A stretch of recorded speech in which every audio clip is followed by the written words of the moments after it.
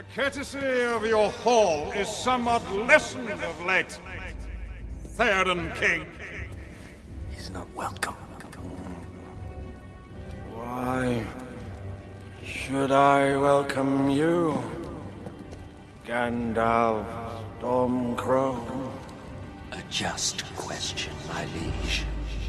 Late is the hour in which this conjurer chooses to appear. Last spell I lit, ill news, ill guest. Be silent. Keep your fool tongue behind your teeth. I have not passed so far in death to banding crude words with a witless world.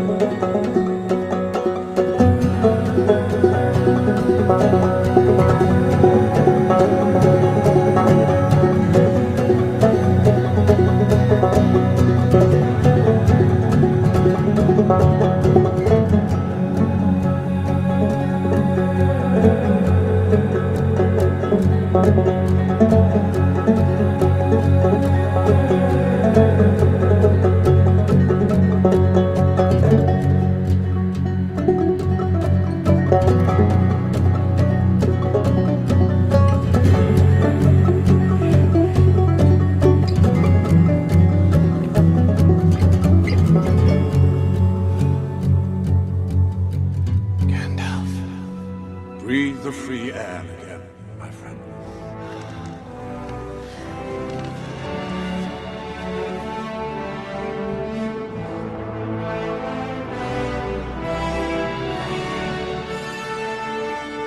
Dark have been my dreams of late. Your fingers would remember their own strength better if they grasped your soul.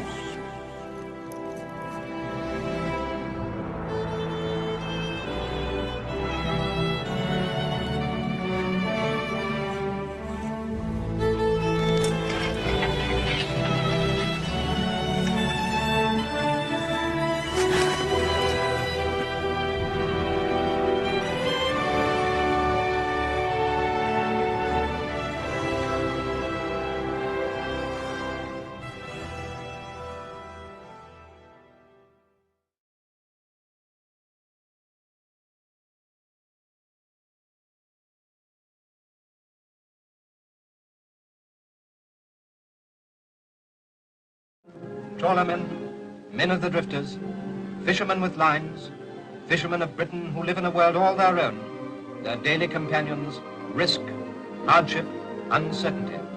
And yet they have no time or place for grumblers. Where do they search for fish? How do they live? What are their hopes, their fears, these men who set out in small boats on journeys of anything from 20 miles to 4,000 miles in their search for the living harvest of the sea? Fishing methods are not very different from those employed by the apostles Peter, Andrew, and James when they lowered their nets into the Sea of Galilee nearly 2,000 years ago. It was a fine and honorable calling then. It is the same today.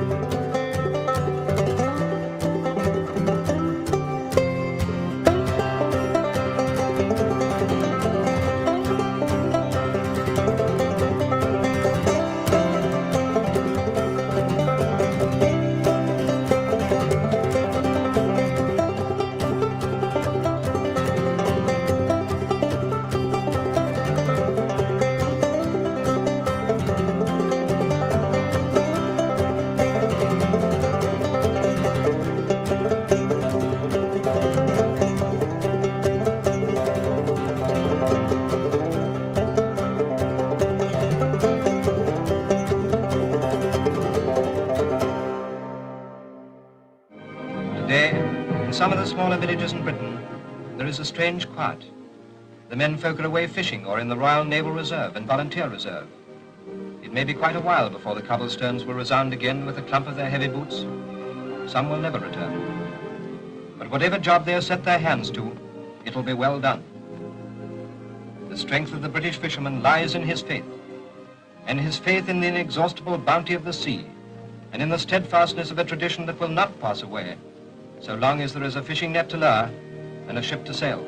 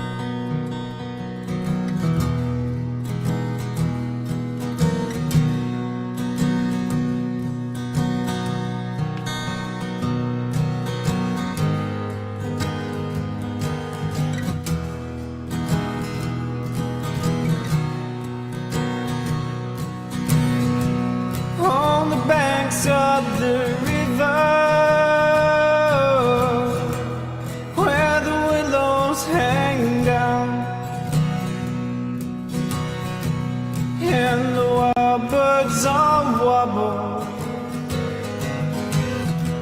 with a low moaning sound. Way down in the hollow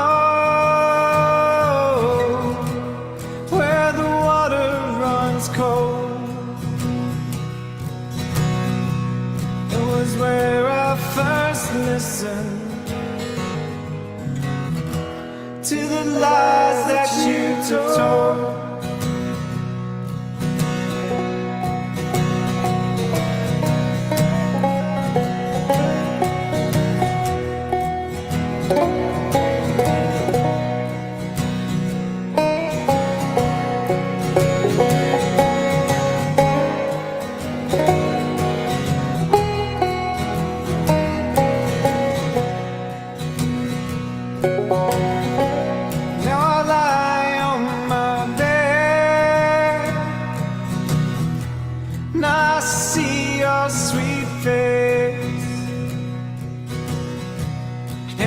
Past I remember,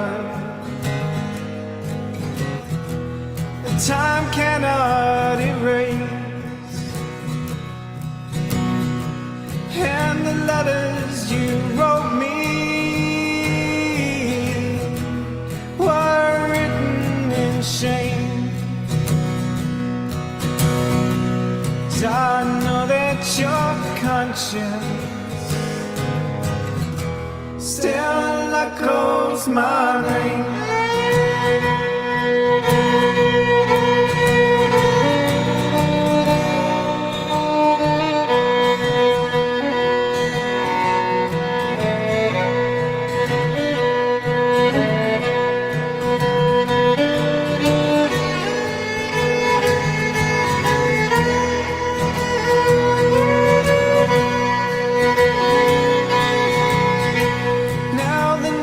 Are so long, Lord, sorrow runs deep, and nothing is worse than a night without sleep. Now I walk out alone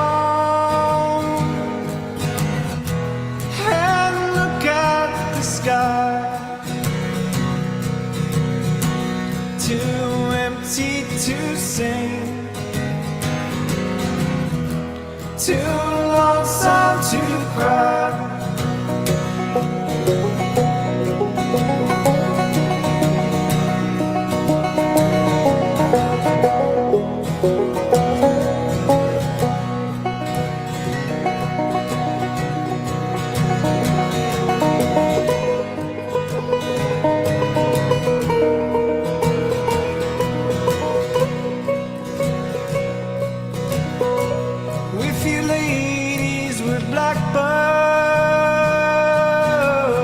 Blackbirds, you ladies with thrushes,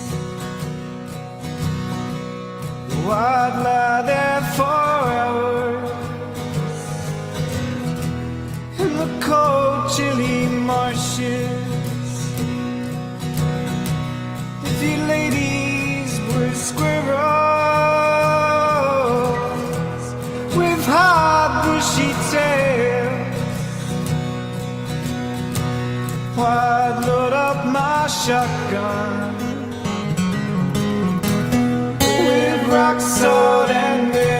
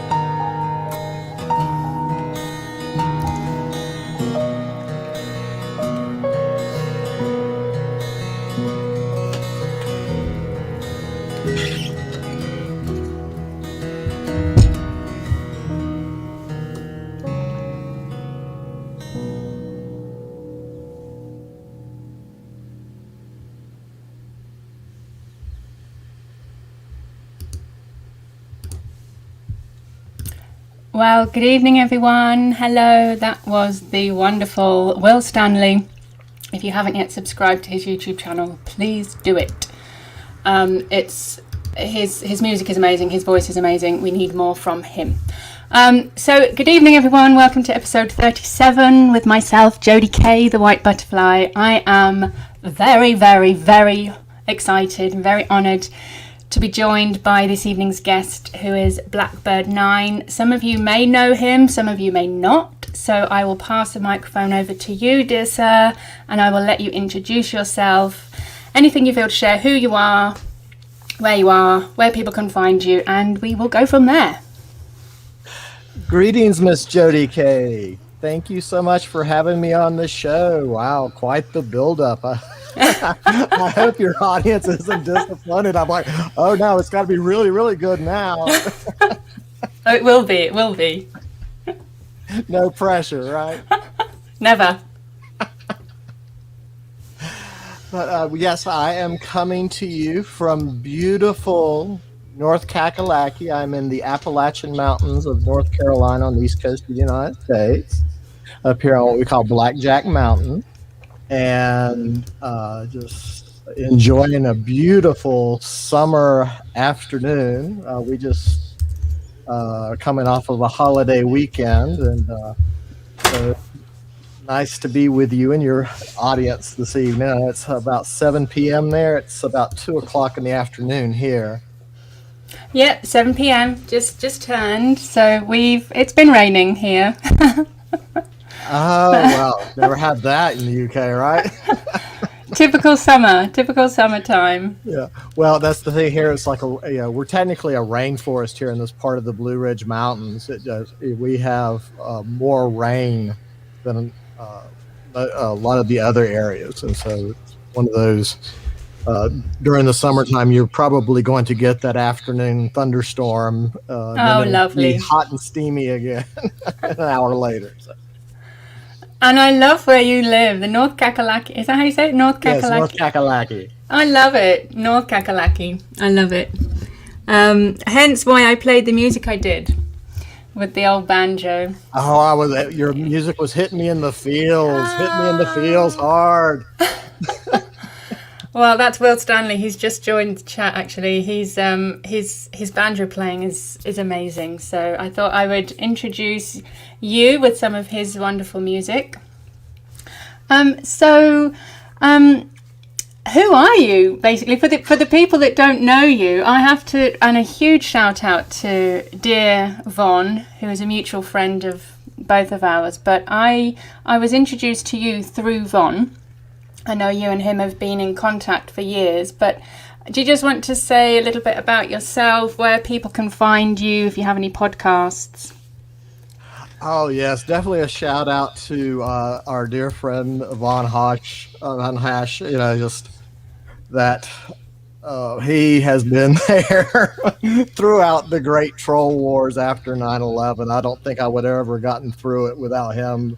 He just always seemed to show up at the right time with the right thing to say or the right link. It's just always there for that encouragement. It was rough times there in the troll wars. We didn't know what we were up against at the time. It was just it was definitely clown world.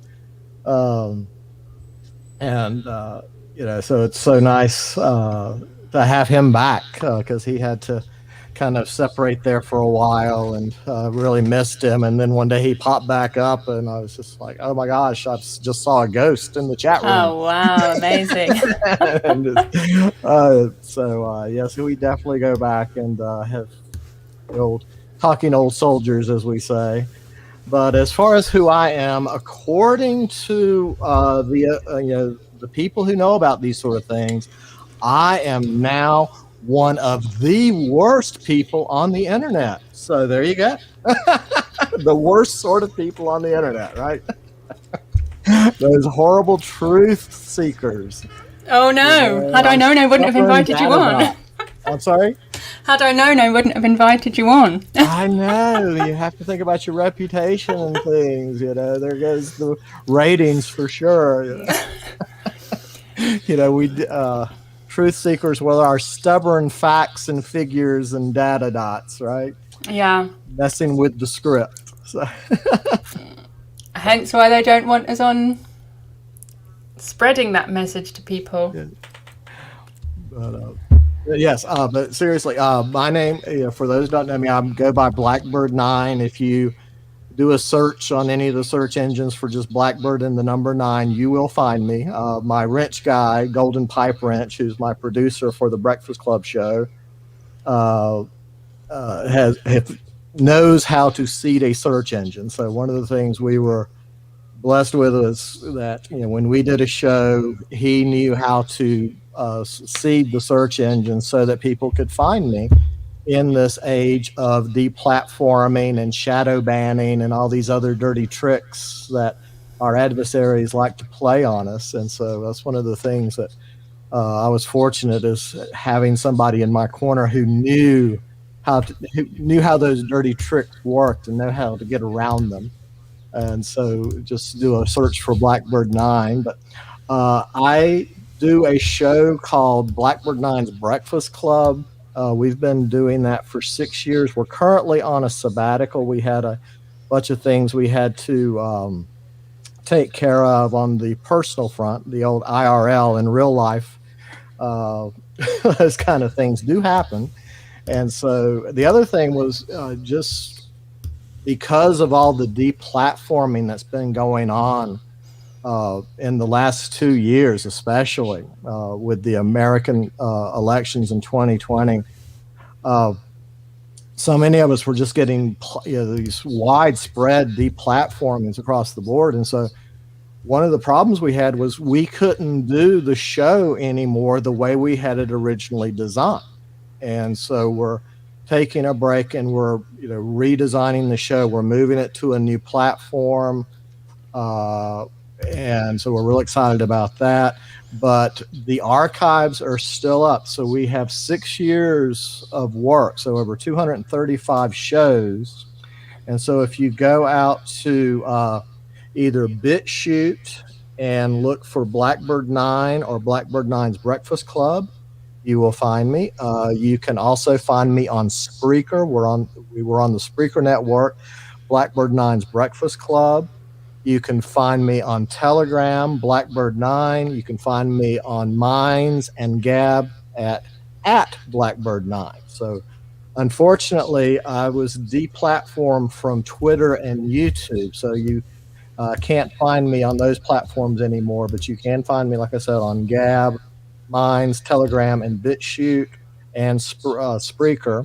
And the show page is Blackbird9 Trading Posts, plural with an S, .org. So Blackbird9tradingposts.org.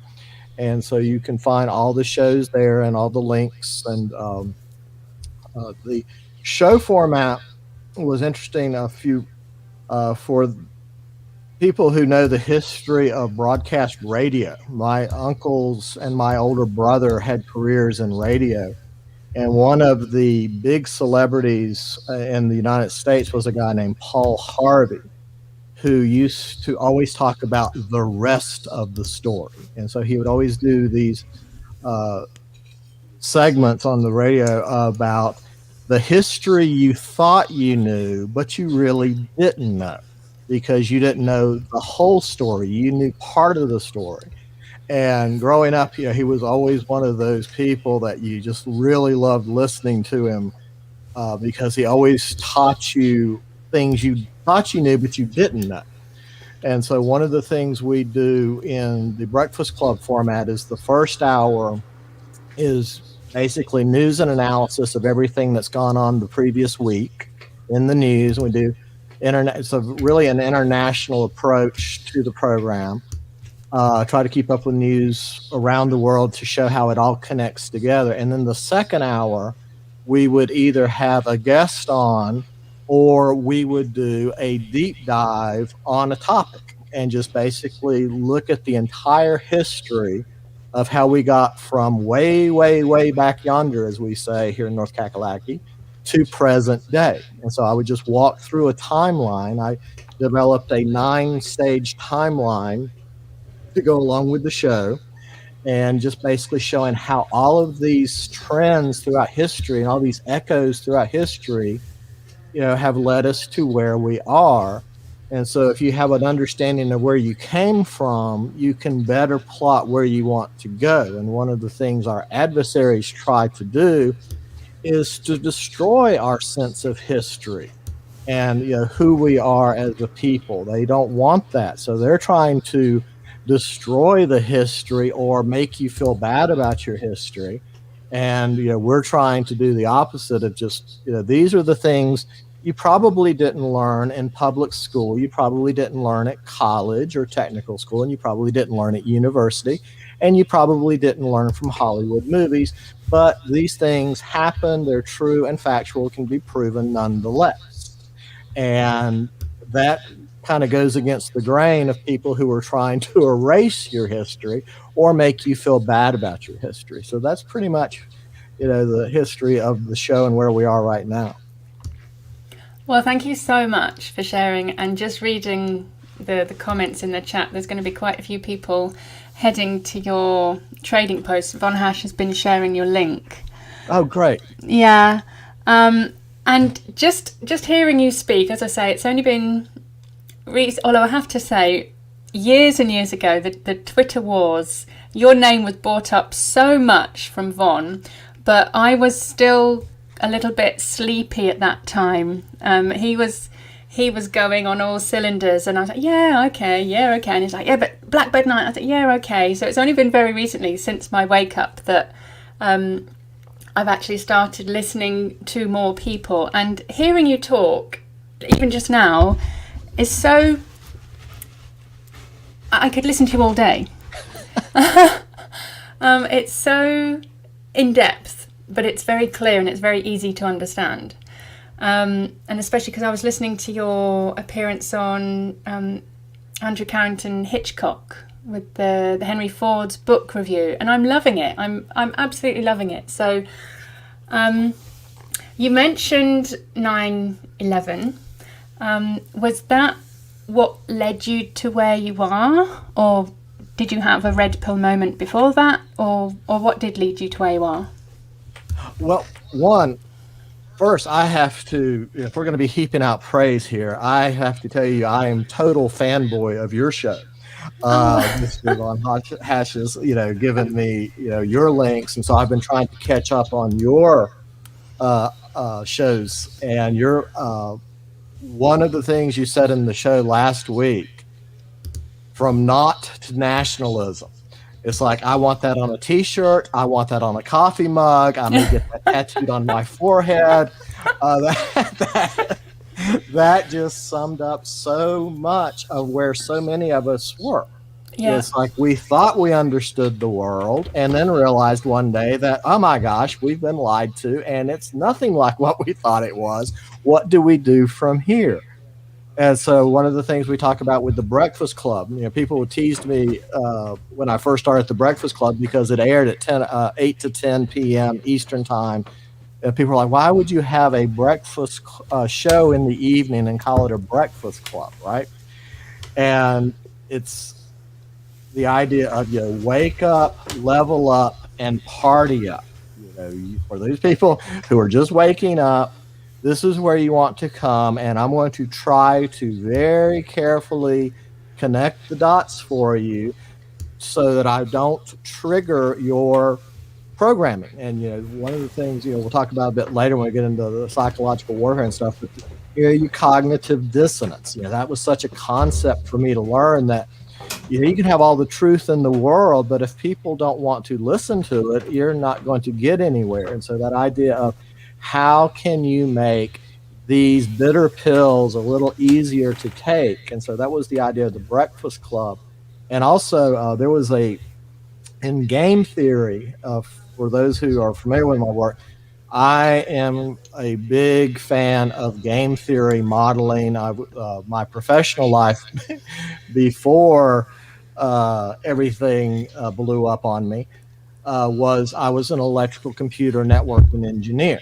And so, I was one of those guys out there building what we consider, or call now the internet. And so started out in the, went to, college and university to study electrical engineering and computer engineering, and then had jobs, in that field in computer networking back when computers were just, becoming accessible to everybody. The age of the personal computer in the early 80s. That's when I was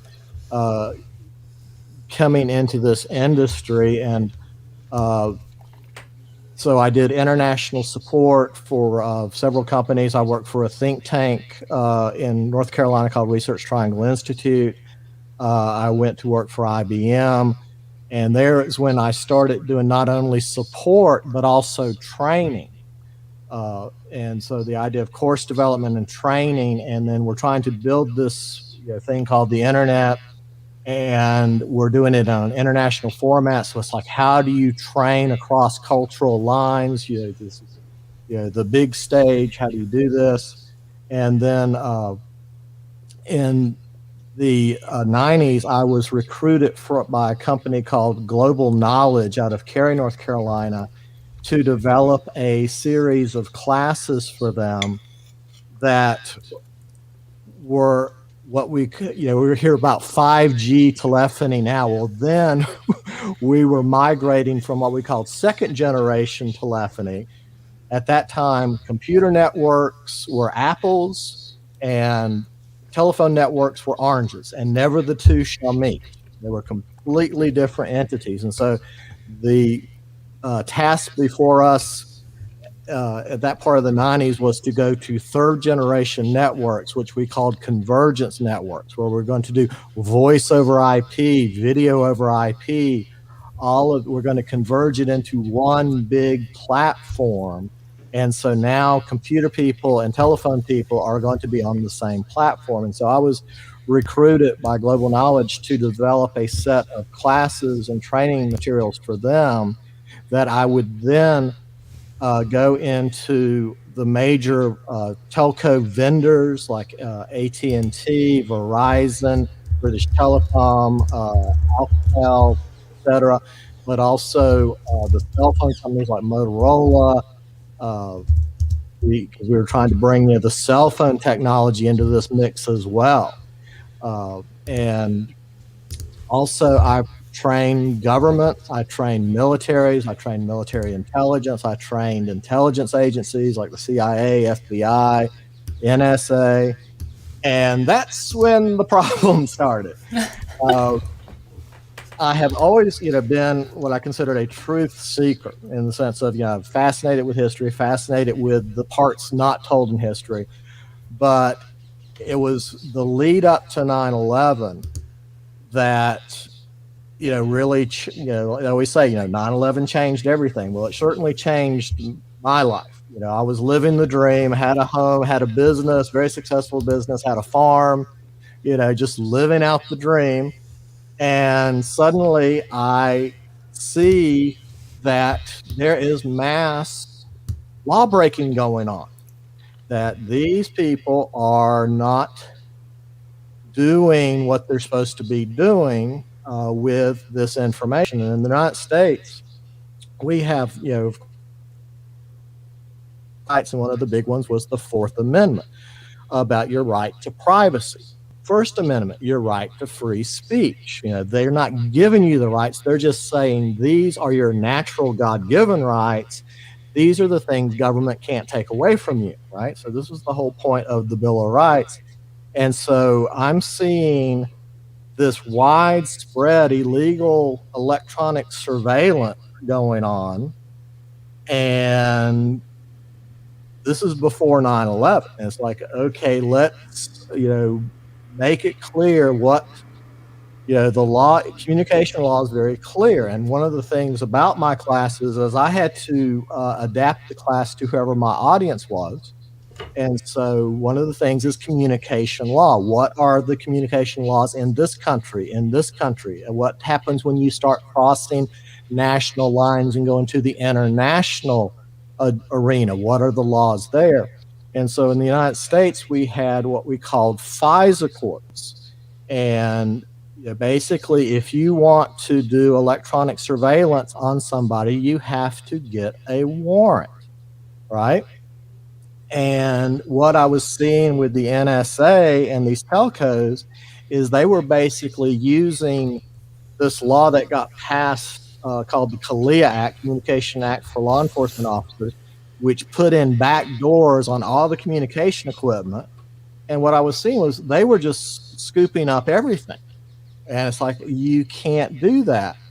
And I would be in a classroom trying to explain the FISA laws and how they relate to the Fourth Amendment, and having these, best and brightest 20 somethings look at me and just saying, well, that's not what our bosses tell us. They tell us that we can collect anything from anybody anywhere. Wow. What those things mean is you just can't use what we find in a court of law in the United States. We're generating kill lists here, right?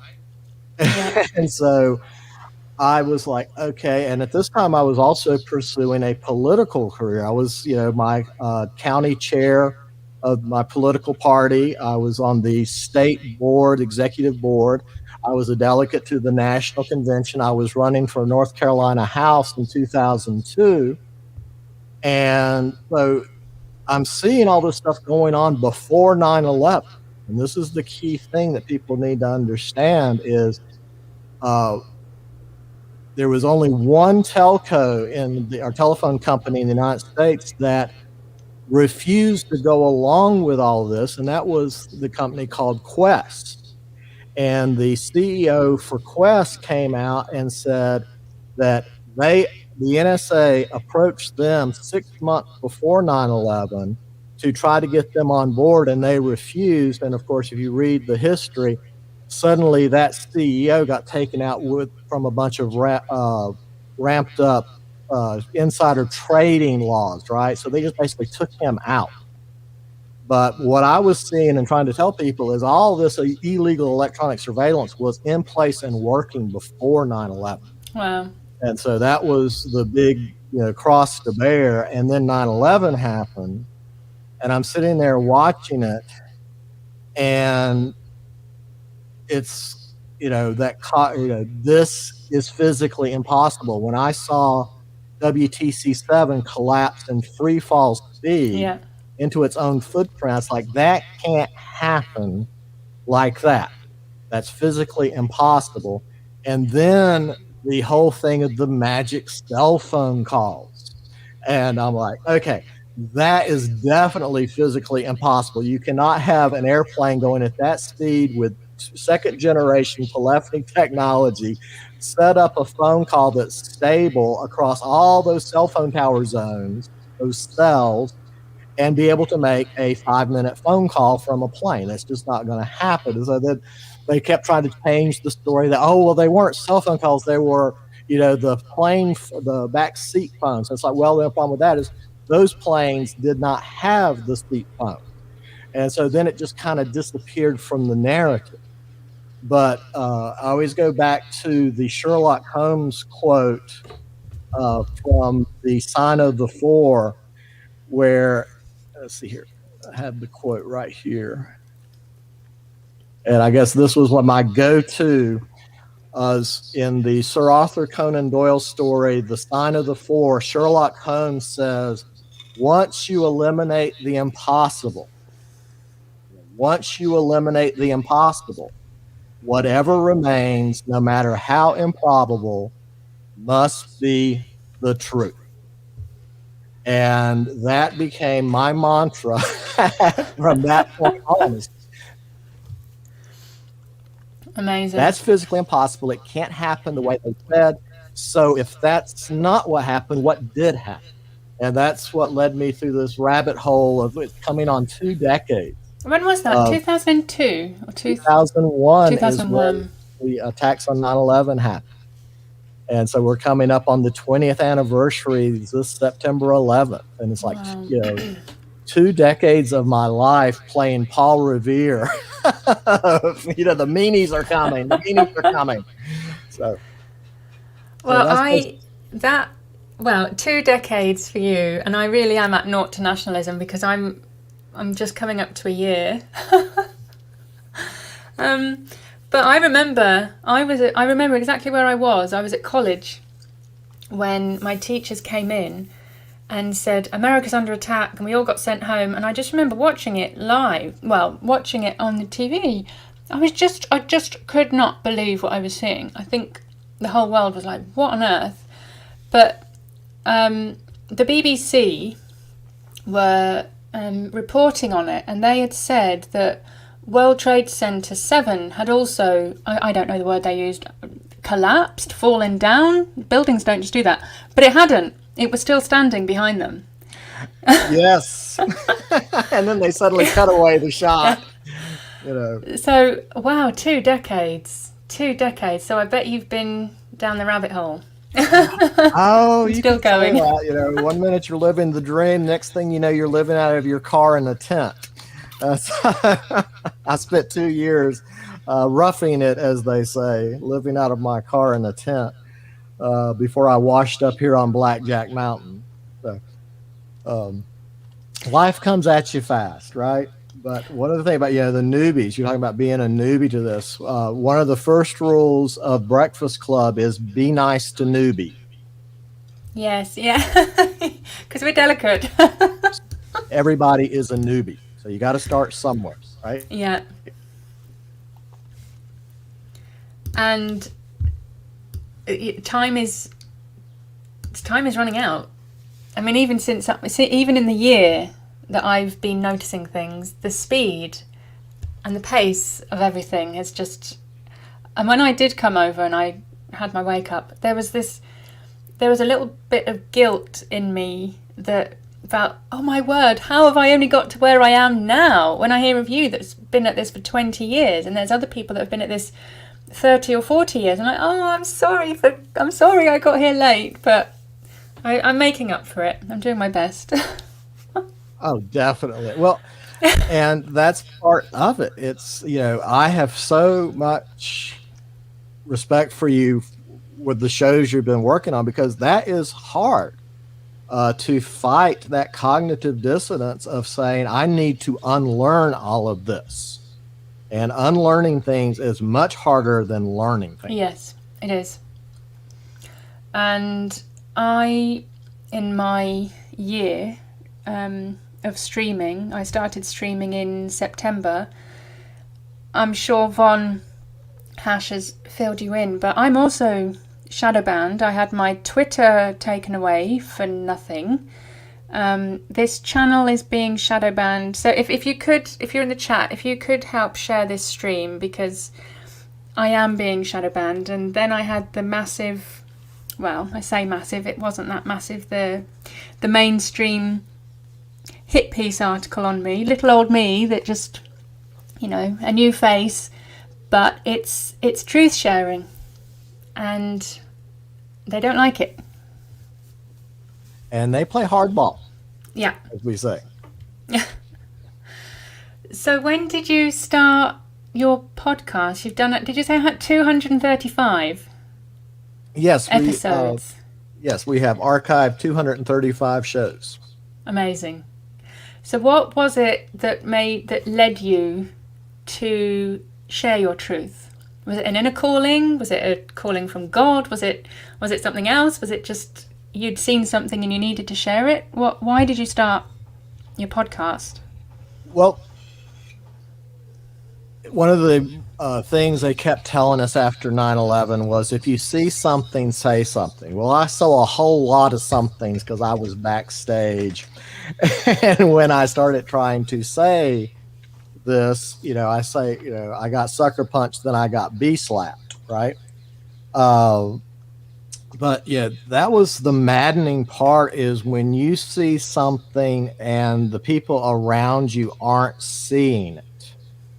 And that was, I think, one of the hardest parts of cognitive dissonance, is to try to get people to see things that they don't want to see, for one, because they have their worldview. And, who are you to disagree or to contradict what the experts on television are saying, what the experts on media are saying, the newspaper experts, the military experts. You're just some redneck from North Carolina. Why should we listen to you? Um, and so one of the things that I go through is the old quote from Mark Twain: "It is easier to fool people than to convince them they have been fooled." Yeah, I Yeah, love that's that one of the quote. things about propaganda is that first story, even if you later find out it's totally made up, false, whatever, part of your brain still says that that's really what happened, Yeah, whatever you heard first. Then the other side of this, the more nefarious side of this, is the Upton Sinclair quote: "It is difficult to get a man to understand something when his salary depends on his not understanding it." yeah, And that's this is what true. we ran into in the early days after 9/11, is going to the traditional newspapers, the traditional radio stations, television stations. And, here I was running for office. And on the first anniversary of 9/11 in 2002, I wrote a piece called "We're All Palestinians Now," where I basically said, okay, if the original official story is impossible, then who had the motive, who had the means, who had the opportunity, and who's benefiting from this? And basically said, not only is the official 9/11 story physically impossible, but there is widespread illegal electronic surveillance going on. And this was way before, Julian Assange, way before any of those guys, even, Benny and those guys from the NSA, Nick, Thomas Drake and William Benny, Julian Assange, and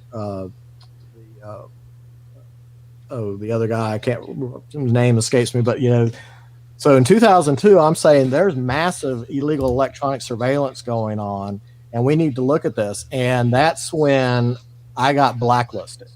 So, and this was in the November was the election.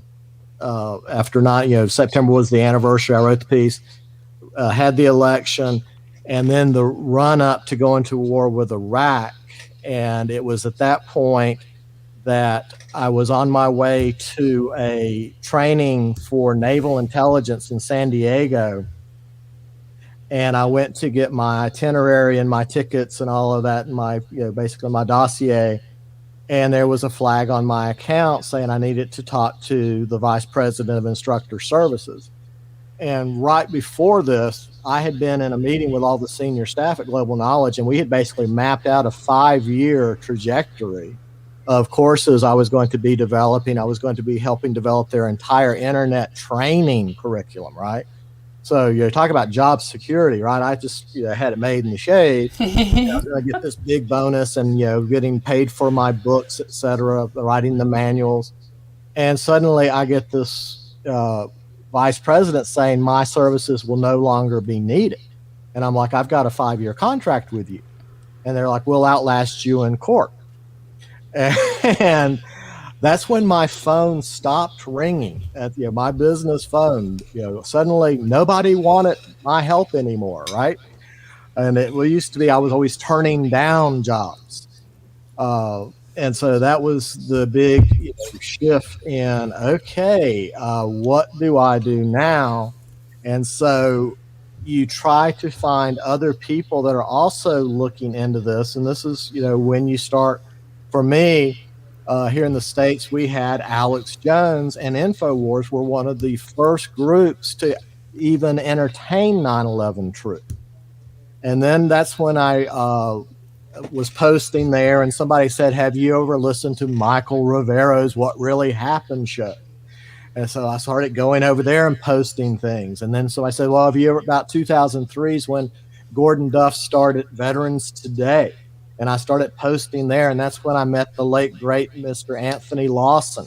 To me is still the best voiceover artist ever.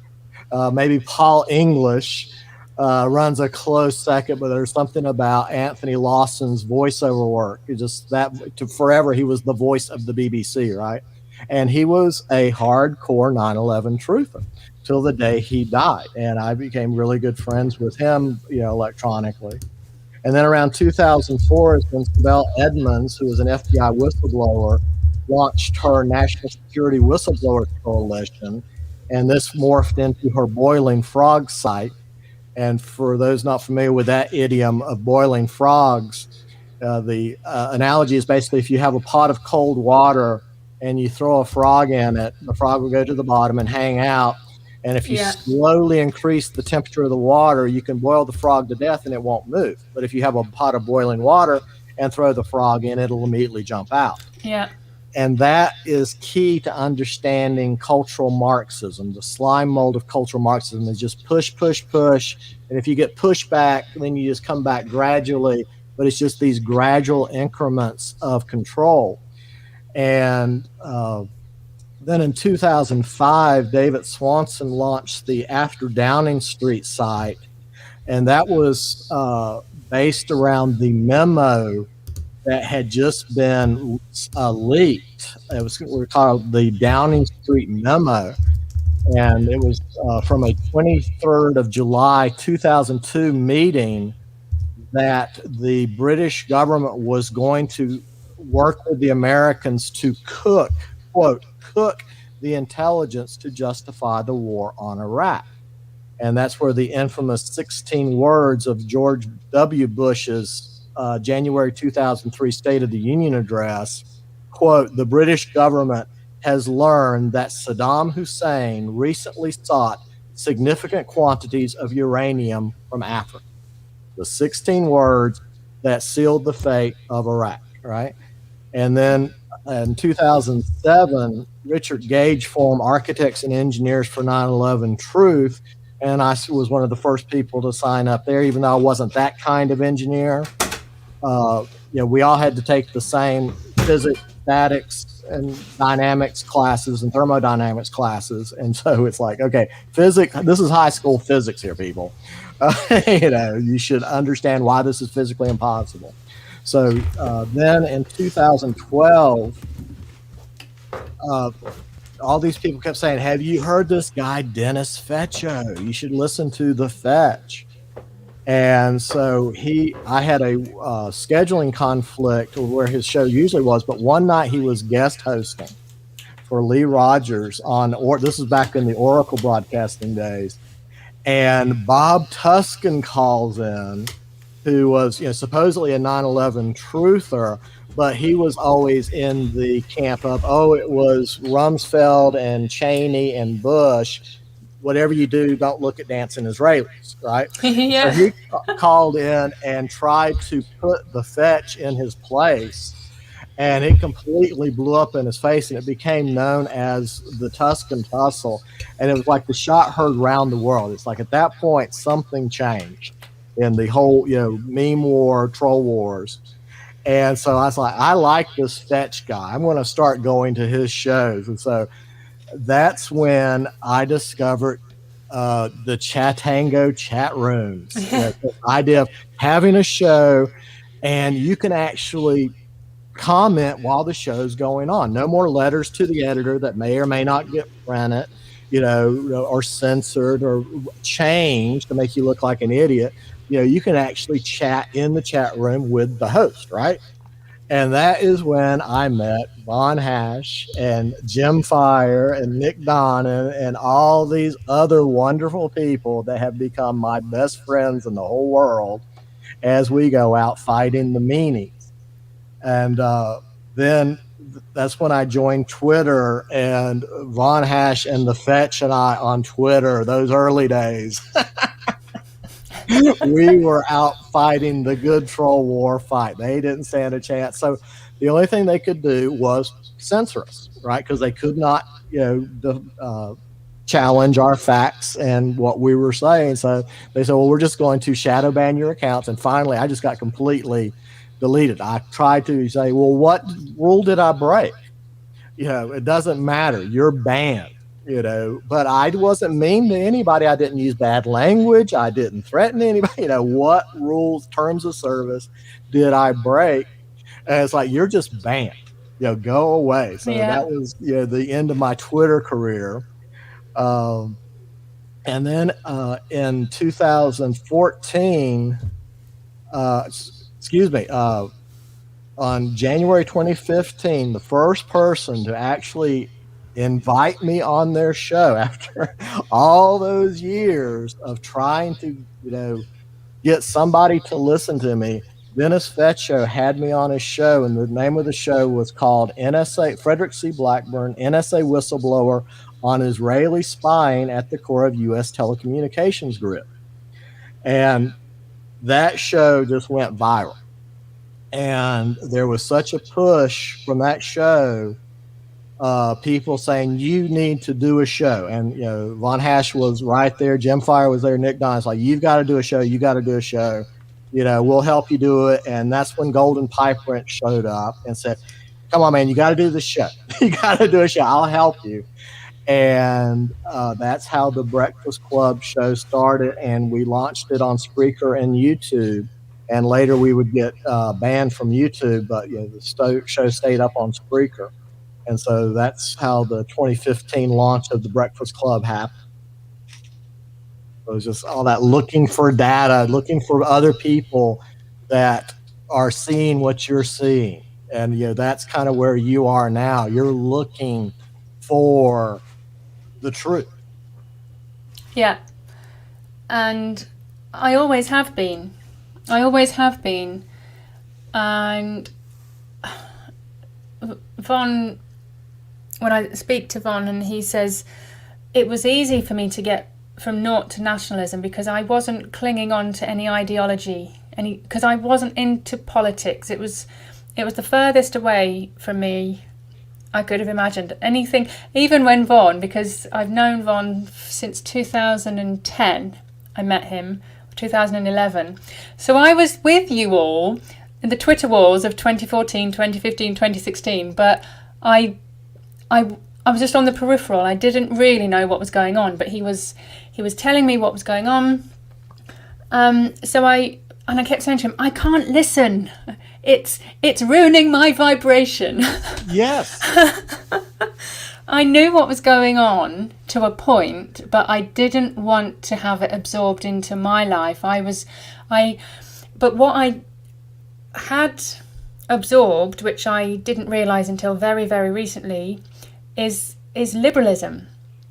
I didn't realise that I had been engrossed by liberalism, but then I look at where I was, and I was a truth seeker. So I was looking in the Eastern texts. I travelled to India. I was studying yoga, meditation, because I was searching for the truth.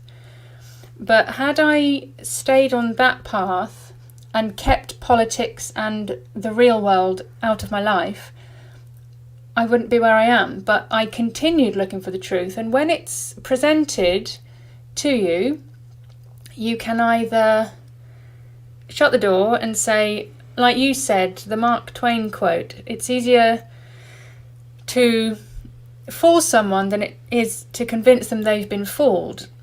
And if you're willing to accept the truth, even if it goes against your life, what you think you know, you can either accept it or you can close the door. And I will continue looking for the truth. But I was there with you all for the Twitter wars. I just wasn't as aware as I am now. But your story is amazing. The chat's loving it. Well, what I loved about your story is, people always say, "Oh, you must be this really bad, bad guy," and I'm like, I'm probably the biggest libtard to ever come out of North Carolina. I was just total, the truth is over there in the counterculture, blah, blah, blah, and it's, had really bought into the whole liberalism, and you realize that, you weren't getting the full data sets, that you're not getting the truth, the whole truth, and nothing but the truth. And I think the most devious part of liberalism is lying by omission. Yeah. The missing data dots that would affect your worldview. Yeah. And when you talk about history, there's so much we are not told. There's so much we aren't told, and what we are told is debatable. I'll leave it at that. Yes. So I'm here now. You made it over. So it's fascinating just to hear. And when I did join, and this search for truth, and at that time, in my world, it was just me and Von. And then Von was connected with you and the Fetch. And when I joined this community, and I was connecting with people from England, with people from America. I know Not Mama's in the chat in years. I was like, oh my word, this is huge. This community is huge. And the more people that I speak to, it's so comforting to know that actually we are all just seeking the truth. It's been kept from us, but we're out there looking for it. And because I had been listening to some streams, and I said to myself, am I going to be streaming? Am I going to start streaming? And again, it didn't seem like a possibility at the time, but then I thought, well, yes, I am. And here I am. And this community, and the more people I connect with, and it is just ever growing. It is just ever growing. And like you say, be nice to the newbies, because by the sounds of it, with 20 years, that can't have been an easy journey, especially if you ended up in a car, in a tent. It's a sacrifice. This path to truth isn't an easy one, but it's one we have to take, and it's worth doing. I think so. And everyone here thinks so. So that's good. I just want to, everyone's saying good to have family. It really is, and it's to know that you can speak openly and people just understand. I don't know, have you seen the film, I can't even remember what it's called, They Live? A required viewing. Yeah. Love that movie. And it's like watching it with these eyes versus when it came out. That's the big thing. It's like I see a totally different movie now. I kept refusing to watch it. People were recommending it to me, and I said, I'm not going to watch it. I honestly felt it would scare me to the point of heavy fear. And I watched it, and it really is. Once you see, you can't unsee. And then you start seeing it everywhere. And I know you say connecting the data dots. That's all you can do now. That's all I can do. And the more people I speak to, and gently showing the truth and showing this piece of information and letting people get there themselves. Because I think if you try and force this on people, the cognitive dissonance it's too much. Some people can wake up with a big slap around the face, but others will just, like you say, they like the comfort. The comfort of the lie is easier than accepting there has been a lie. Exactly. And, in programming, we were always taught the phrase GIGO, G-I-G-O, which stands for garbage in equals garbage out. And so if you've got a corrupted data set in your cognitive works, you're going to come up with the wrong conclusions. But if you have a full data set, you can more accurately come up with a realistic, outcome of your worldview. And so that idea of the Overton window, shifting your Overton window when you start putting in all those data dots that had been hidden from you because people lied by omission, you move from policy to the popular opinion, the sensible opinion, an acceptable opinion, the radical opinion, to an unthinkable opinion, right? That's an unthinkable thing to think, an unthinkable thing to say. If you think that way, you're not welcome here because we're good people, we're right-thinking people, and your views are outside of our groupthink. And so you become a threat to that system's sense of reality. And so they act defensively to move you away. And so this is why you have to Be very slow and gentle, but at the same time, you realize the urgency. You were talking about the accelerationism going on. Yes, things are accelerating rapidly. So you're like, I know I don't want to hurt your feelings, but you really need to know this. But the meanies are at the door. They are locking people up for wrongthink right now. Yeah. We need to be getting the word out to more people. And, you just kind of have to tough it up and, get through those chunky bits, as we call them, the chunky data dots that, is it the tough pill to swallow? Because we need everybody on the front lines of this information war. And it is just making people aware. And what you were saying about stepping out, I remember, because my wake up was George Floyd. That's what kind of opened my eyes. And yeah. And the feeling in my stomach of the fear, and I felt sick at the thought of speaking against the given narrative. I don't think I'd ever really done that to the extent I did, but I knew I had to do it. I had to do it, even though I was so physically taken over by fear. And it's being the outcast. We are, by our very nature, we are communal beings. We work well together. We work well in community. And the thought of actually isolating yourself by saying something different to other people was, for me, that was massive. It was such a huge step. But in doing so, I've connected with people that do think the same, that do live the same, and that do feel the same. So because it's good to hear you were a libtard as well, because we've made the jump, it's possible. Well, yeah, to me, I was told by the powers that be, the authorities, that all of this was true and factual.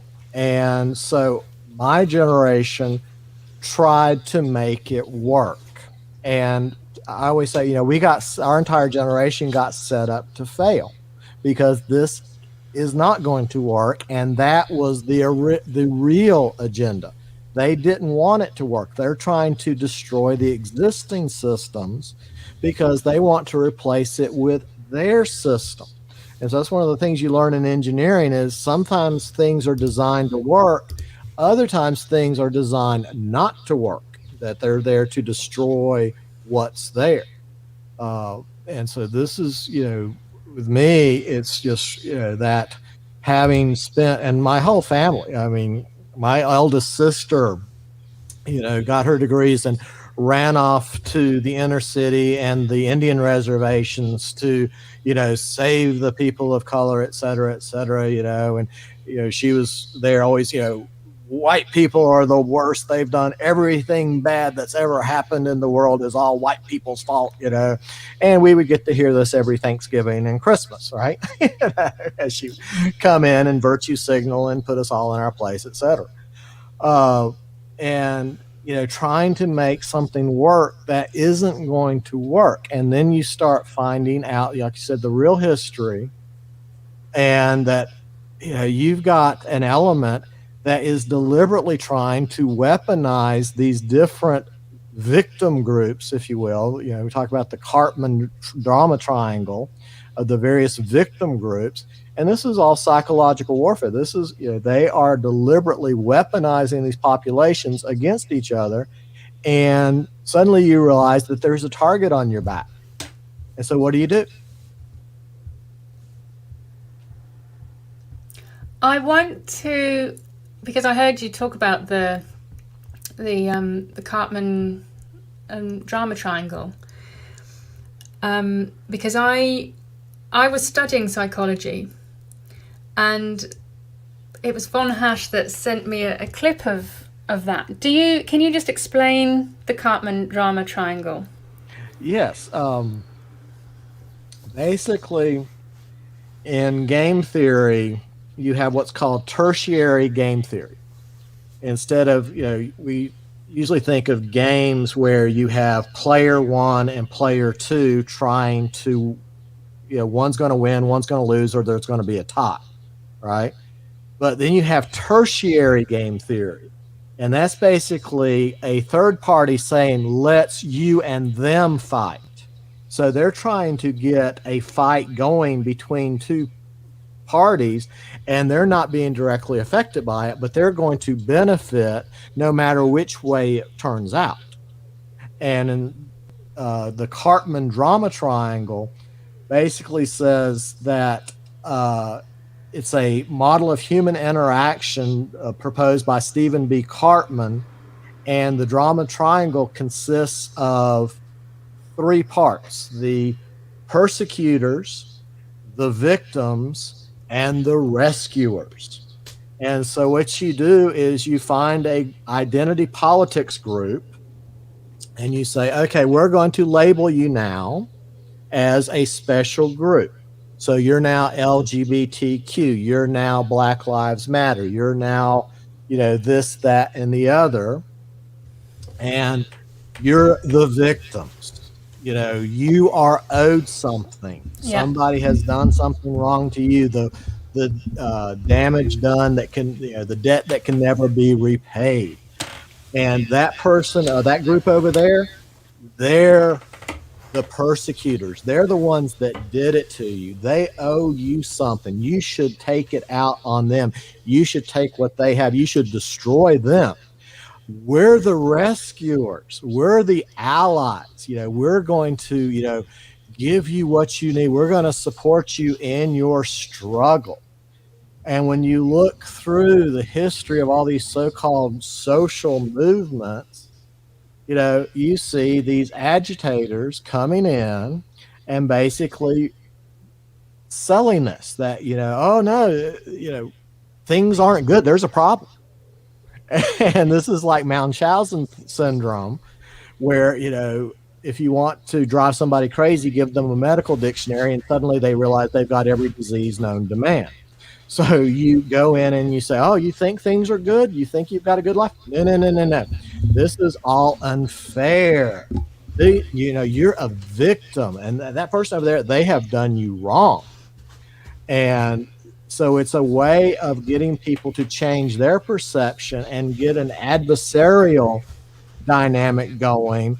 And this is being manipulated by, like I said, this third party, the hidden hand in the shadows. And that's what's so diabolical about the cultural Marxist use of this tactic is, they come in and claim the moral, ethical, and intellectual high ground on all matters, and they're passing judgment. Victim group, oppressor group, fight. Yeah. Right? And that's where we are. And George Floyd was textbook case of that. And how that reached, well, we saw what was happening in America, but how that reached England as well. It was unreal, and we certainly didn't have the riots to the level that was happening in America, but there were some riots happening in London of police cars being smashed, police walking away from groups of people, and that was considered mainly peaceful protests. And the community I'm in at the same time were out with banners. I wasn't. I was still living abroad. I was out. They were out with banners saying "White Lives Matter." So, in one hand, people showing a banner saying "White Lives Matter" were considered the haters. They were considered to be the ones trying to stir up racial hatred. And on the other hand, with this Black Lives Matter movement and the riots that were happening in Brixton, police were injured, people were injured, and I just couldn't believe that. And the BBC and other outlets were saying we're in praise of the riots. Pretty much they weren't saying this, but some of my friends were saying, this is about time. They've been oppressed. It's about time they they got their back. And a friend of mine that gave me my red pill wake up just said to me, this is your karma. This is your karma. And like your sister, you said your sister was saying it's white people's fault. That was where I was very, very heavily, that I didn't think I deserved to live anymore. I had this huge influx of guilt, and how could I have been so blind that it's our fault? We are the evil of the earth. And okay, thanks again to Von Hash, got me through that, because I didn't think I deserved to live. I don't think any of us deserve to live for causing so much pain and hatred.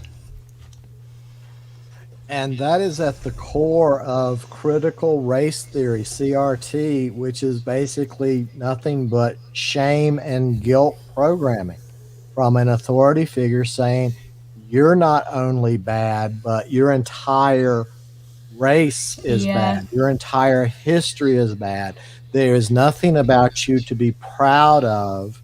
You should just lay down and die and let these people take their rightful place.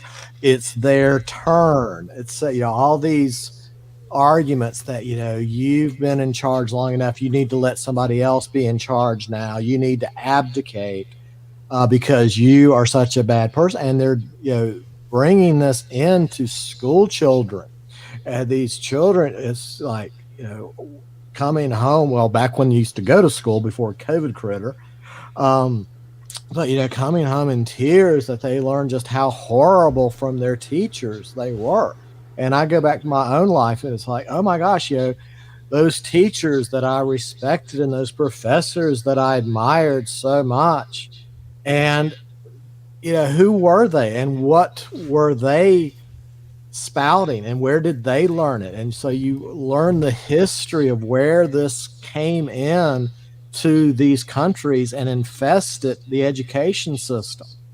And you start learning about the Frankfurt School and the how Columbia University and Black Mountain College started, and how that spread out to bring in a liberal education in this new multicultural diversity world. And like I said, we were taught that this was the way it's supposed to be. We're going to make this work. And so you spend your entire life trying to make it work, only to find out that it was never intended to work. It was intended as a weapon to destroy you and your entire world, Western civilization, especially Christianity, because we want to replace it with our new world order. And one of the big things, to me, one of the most significant things I was never talked about was the Kalergi Plan from 1923. It's like, why did no one in all those history classes I took? I took lots of optional classes. I was so interested in psychology and history and philosophy, in addition to all my engineering classes. And of course, my engineering professors were like, why do you keep taking those classes? Just stay over here with the science. And it's like, no, I want a broad education, right? And you realize just how much poison it was, because they were lying by omission of these things that, you needed to know about. In 1923, when Richard Kalergi wrote the Pan-Europa book, and basically saying the man of the future will be a mongrel. Today's races and classes will disappear owing to the disappearing of space, time, and prejudice. The Eurasian Negroid race of the future, similar in its outward appearance to the ancient Egyptians, will replace the diversity of people with diversity of individuals. And so here you're saying, they want white gone. And, we see all these professors in the United States just soapboxing about white genocide's a good thing. That, who would stand in the way of white genocide and getting rid of whiteness, because whiteness caused all these problems. And these are tenured professors espousing this. And, so that was the big, wake up call for me when I, learned about the Kalergi Plan, that wow, all of this, immigration into Europe and uh, North America, United States and Canada, Australia, New Zealand, South Africa, the same groups are behind it in all of these formerly white countries. Why is that? And I was always taught that genocides were a bad thing, that you weren't supposed to genocide people, that, we were supposed to have real diversity of cultures, that, yes, when I go to France, I want to be around French people. When I go to Germany, I want to be around Germans. If I go to the UK, I want to be around Brits, right? And suddenly, if I went to France right now, I don't think I would recognize the place. I haven't been in, several decades. But, when I see pictures of London burning, like after George Floyd, it's like, why is Paris burning because of George Floyd? Yeah. And, all, the news coming out of just how horrible conditions are in all these cities that I used to love visiting, like, London and Birmingham and, Cornwall. I used to love going to these places. And now Calais, I used to love going across the channel and, going to Calais. And now it's like I wouldn't recognize the places. I don't even recognize my own state anymore. This little sleepy town in the mountains of North Carolina, they are trying their best to destroy the existing demographic and replace it with progressiveness and diversity and inclusion. But you're not included. You can't have that opinion. If you have that opinion, we're going to banish you. And so it's like, is there a double standard here that is nobody else seeing this double standard?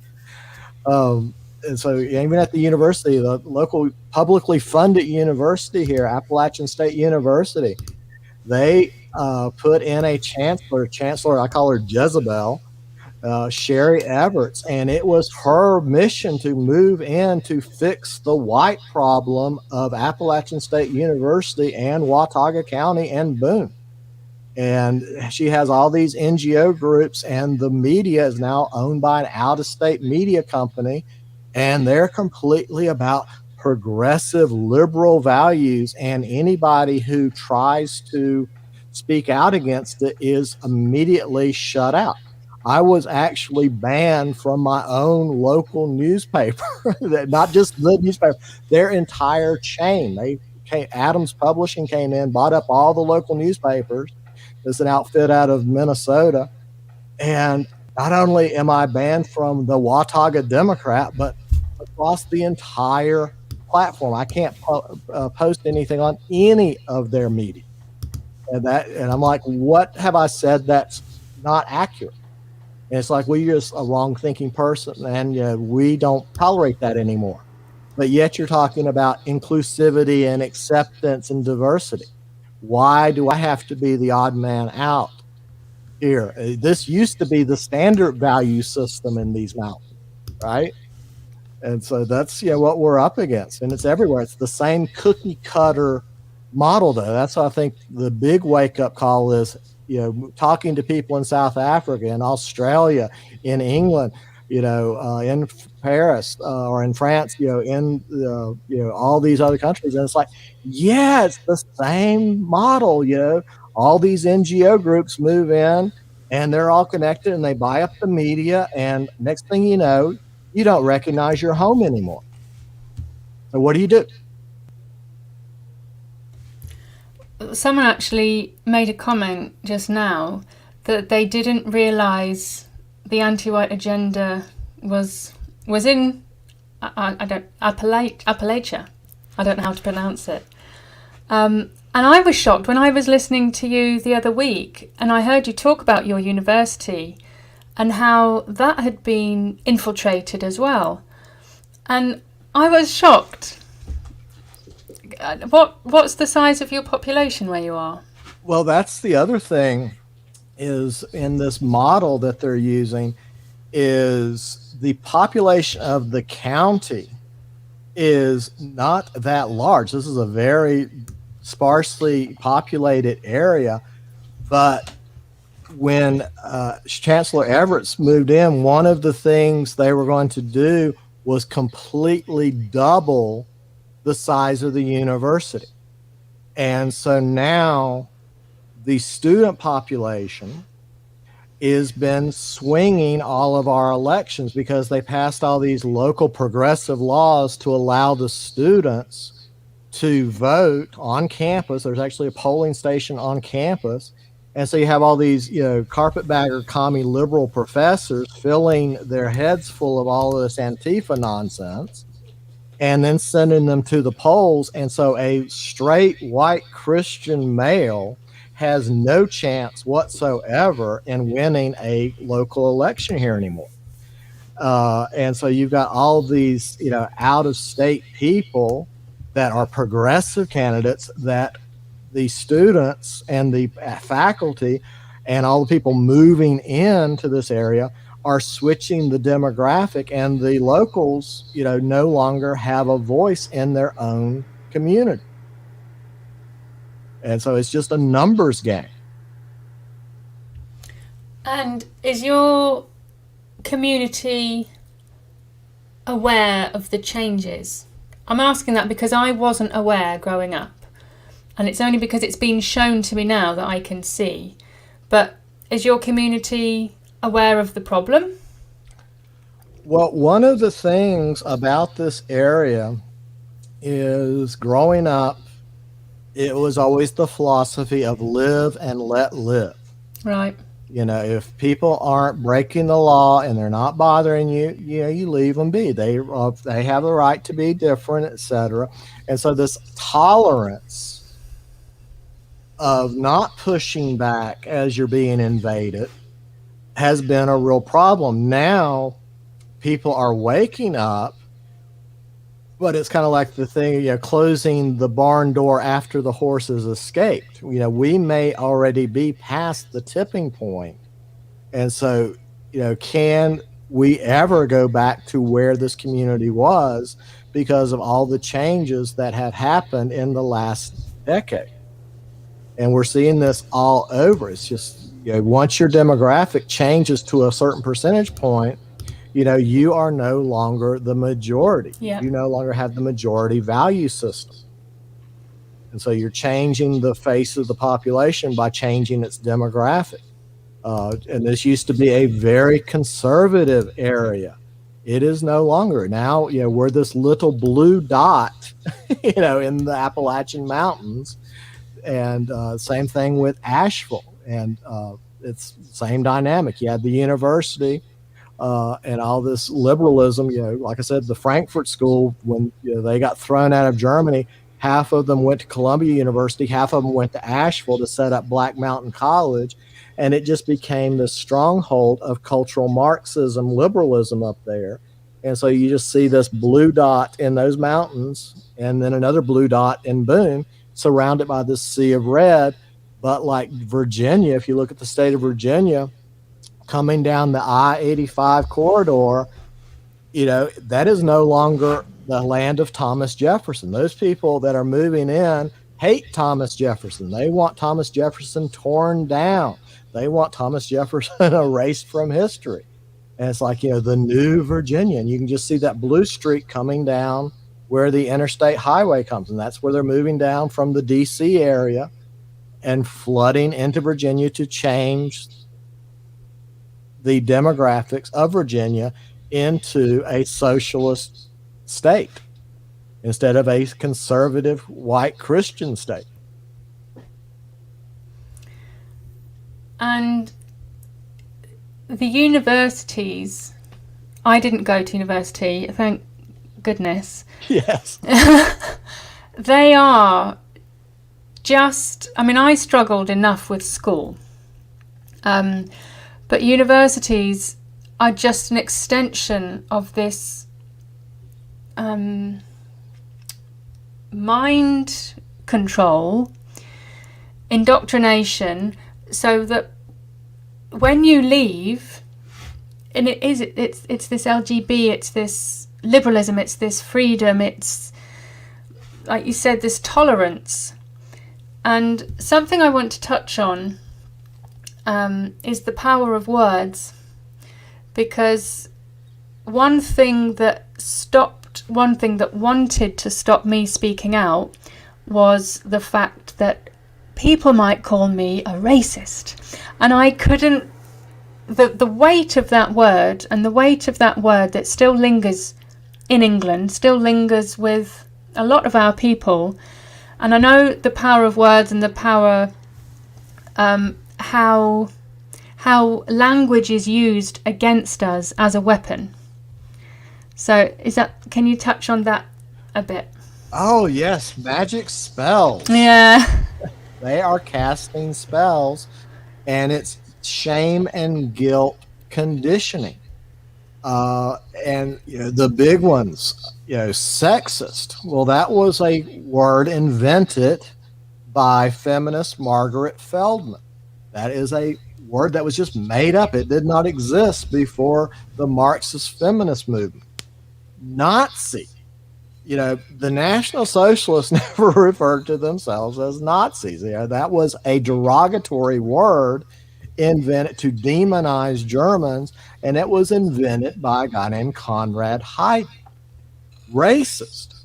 That was a word invented by Leon Trotsky or Lev Bronstein, and it was basically, if you object to the invaders we are moving into your communities, the replacement population, if you talk about that, we're going to say you're a racist.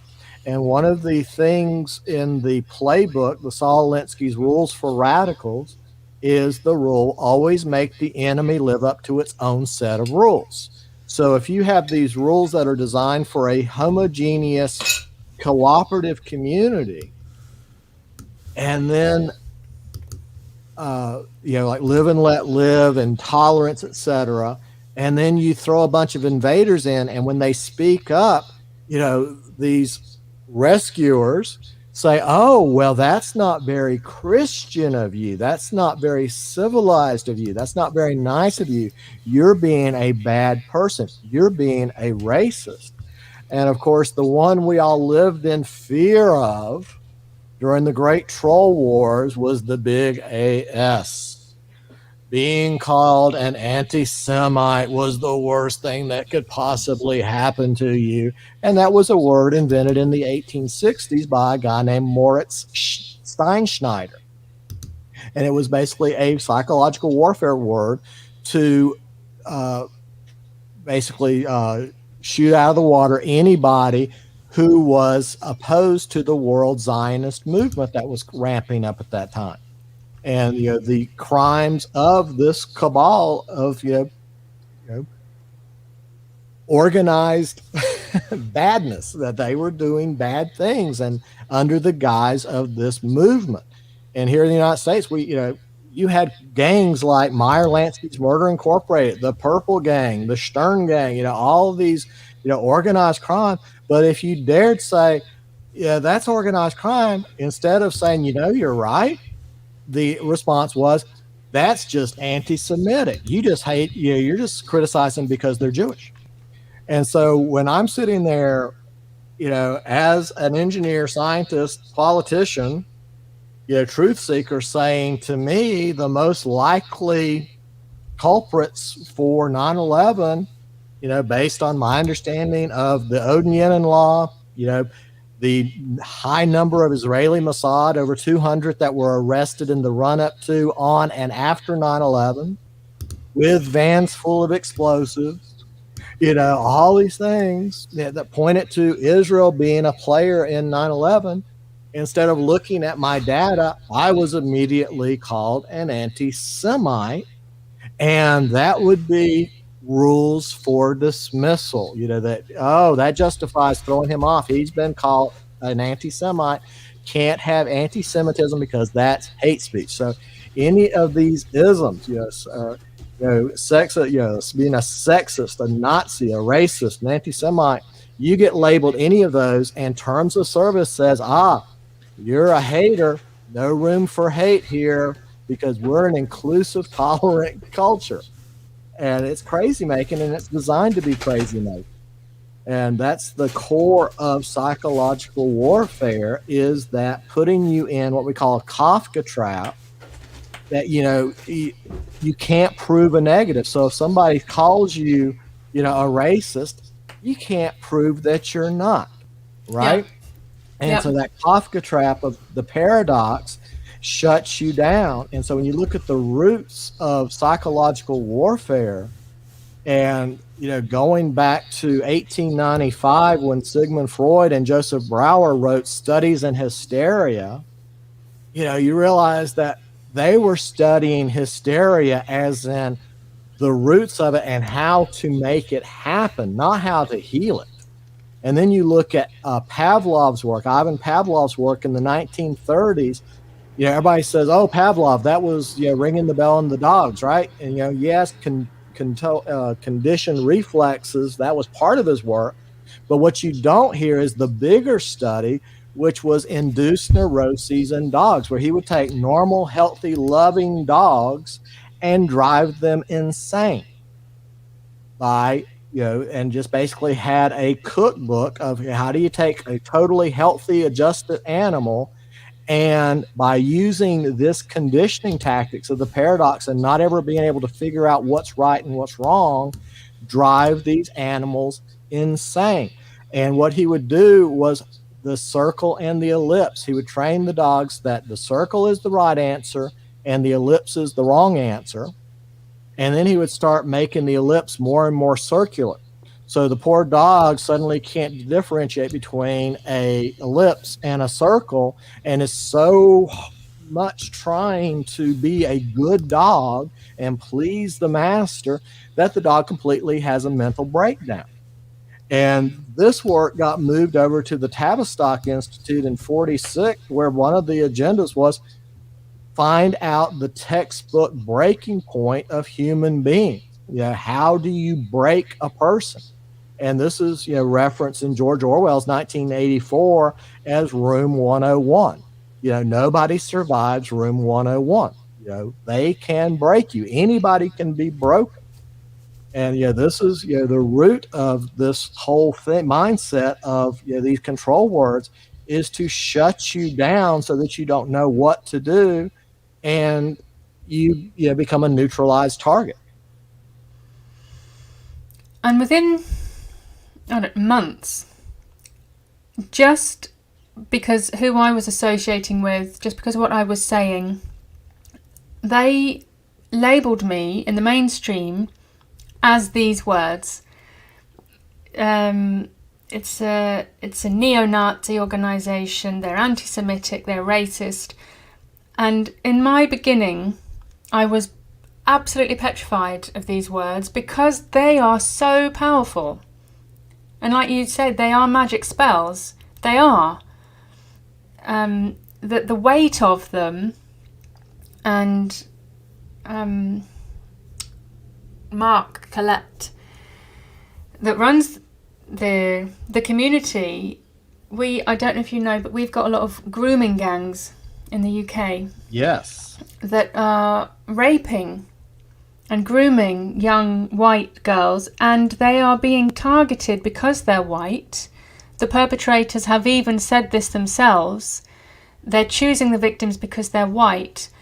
And Mark, in one of his videos or one of his speeches, said there are some fathers, not all of them, some fathers are trying to win their children back, but some of them are knowingly accepting what's going on because they are too afraid to be called a racist. So they'll let their children be raped at fear of being called a racist. That is the power of the words and the language and the weaponized words. But once it comes, it didn't take me long. Von Hasch gave me a shield so that when these words come, they just bounce off, and they do now, because they're nonsense. Like you said, they're made up words. The only meaning is the weight that they have allowed them to carry. But once you can shake them off, they really are meaningless, and you can see them for the meaningless. But in the power of the press, my name now is dirt, just because I've spoken the truth. They've shamed my name, And that's the power of the press as well. Exactly. And this is part of the fifth generation warfare that we're up against, where, like I always say, whether you like it or not, every person on this planet is at war right now. It's just a different kind of war. Yeah. And the idea of your shield and your sword and your body armor, that you have that shield to deflect all of this, those magic spells away from it, and that sword of truth. Notice they never address any of your points. They will not sit there and look at your facts, your data, etc. It's you aren't thinking correctly, therefore you're a bad person. We're going to call you names, and we're going to banish you from polite society, right? So they think they have this power to say this person has been branded a heretic. You should treat them badly, etc. And that's part of the Mockingbird strategy. Is once you question things, they slap you down, and also to try to make an example of you so that other people don't try to echo what you're saying. And so much of this comes out of the psychological warfare experiments called the Solomon Asch group conformity experiments from the 1950s, where you have a person in authority that's lying to the test subject. But what's so diabolical about the Solomon Asch experiment was you had Confederates that were posing as also test subjects, your peer group, that were also lying to you to echo the lying authority figure. And so, you're sitting there going, well, I think the truth is this, and the authority person's saying you're wrong, and then your peer group is saying you're wrong, and you're feeling isolated. And we're hardwired to know that our survival depends on us being social cooperative beings. And if we're ostracized, we won't survive. So I always talk about the 5 B's of the Meany method.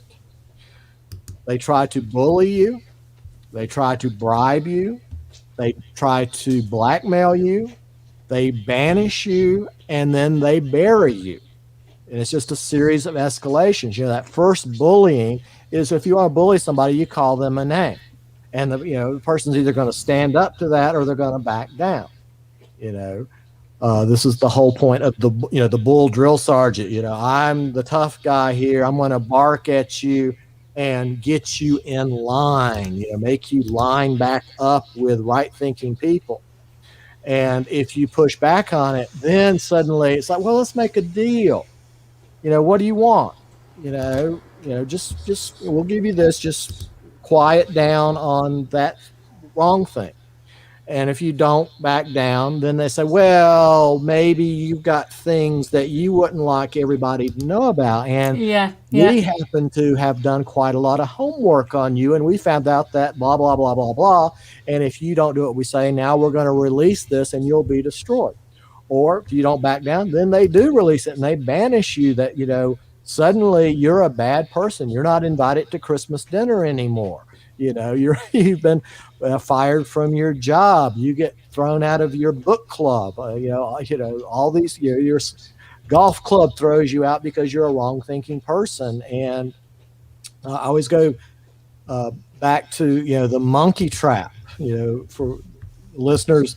A monkey trap is like a gourd with a rope on it tied to a stake or a tree with bait in it. And there's a hole just big enough for the monkey to get their hand in. And when they grab it, though, it makes a fist and they can't get their hand out.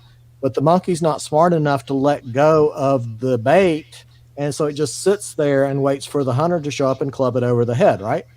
And so many people, you were talking about the fathers that won't say anything.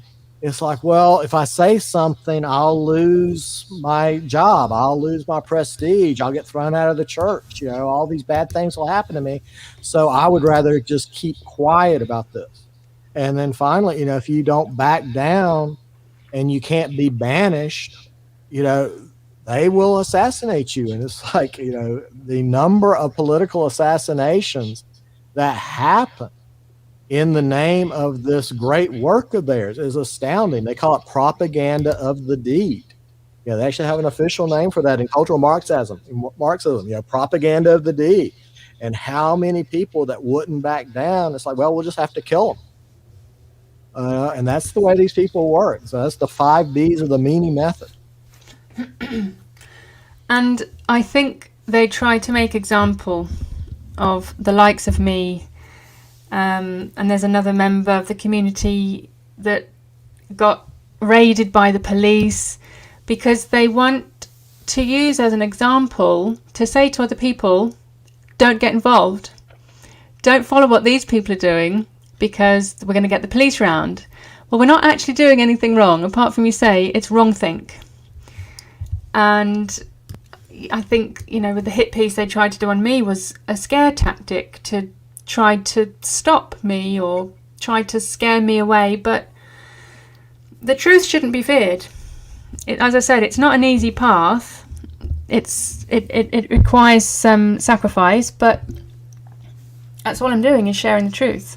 It's, that's what God wants us to live in truth. Exactly. And that's one of the big, I guess red pills for me was just, the cold reality that not everybody is playing by the same set of game rules that you are. No. And that's one of the things that's really hard to understand, that there are people in the world that hate you and your people with every fiber of their being, that their entire existence is based upon eradicating you. And, I don't think that way. I wasn't brought up to think that way, but they were. And so it's just this idea of how to go about this agenda of destroying everything that Western civilization stands for, especially Christianity. And, they're wanting to destroy all that so they can replace it with their new world order. And there's no place for you and I in their new world order. So I'm again it, as we say here in North Kakalaki. Someone's just mentioned the church in Britain is a lost cause. Our church, like every part of society, has been taken over. It's been poisoned. And something I want to touch on is because in one of your podcasts as well, you mentioned the Scouts. And it's such a community, the Scouts being such a community presence. And we had the Scouts here, we had the Boy Cubs, I went to Brownies and I think Guides at some point. And now we don't seem to have any of that anymore. And they were associated with the church. I remember we prayed when I was I was actually the ones before Brownies. I was in the Rainbows. But like the Cub Scouts, are they still active where you are? Do you have this sense of community in that sense associated with the church? Right, and that is one of my main points of, because I grew up in scouting. I loved scouting. My father was a scout leader. He was a scout as a boy during the Great Depression. My scout leader, Colonel Roy Forehand, was a Green Beret Army Corps of Engineer guy, right? And we, would do these incredible things. And it was this idea of, you're the future leaders, you need to know all these life skills, leadership skills, and to be a part of this, white Christian community. Yeah, yeah. And one of the big failures of my youth was when I was still in Scouts, I was approached by the local council, and they wanted to start a new scout troop through another church. I was part of the Troop 336 in North Wilkesboro out of the Presbyterian Church, and the local Baptist church in Wilkesboro wanted to start a new scout troop, but it was all about bringing scouting to at-risk youth. So this was the big dynamic change where they rebooted scouting in the 70s. So instead of being, you are the honor student, you're the, young alpha male, you're the right-hand bell curve, that was, used to not anybody could be a scout. When you look at the original, physical requirements alone, you had to get a physical from a doctor before you could even apply to say that you are fit for the program. This is like military, you go in and can you physically do the thing? And so this was when they were bringing scouting in to fix the inner city. We're going to, bring all these at youth children in, and with scouting, we'll make it a social program, which is completely different from what scouting was supposed to be. And that troop, I spent a year of my teenage life trying to make this diversity troop work. And at the same time, I was in my regular scout troop that had been there this was one of the longest running scout troops, 336 in North Carolina. We were the blue ribbon troop, right? And so on the one hand, we had this, highly trained group of young men that could go out and survive in the wilderness, do this, that, and the other. And suddenly I'm in this other group that all I'm doing the whole time is breaking up fights and trying to figure out who stole things and all these other things. And it was a complete torturous nightmare. And the whole time I'm thinking that, I'm failing here. And then, in the 80s, that's when they really pushed, we have to allow, atheists in, and we have to allow homosexual scouts. And then they had to allow homosexual leaders in the 90s. And then the whole transgender, now we have to let, girls in, we have to let transgenders in, blah, blah, blah. And so at what point does it stop being Boy Scouts if it's completely diverse and bringing in all this, other stuff?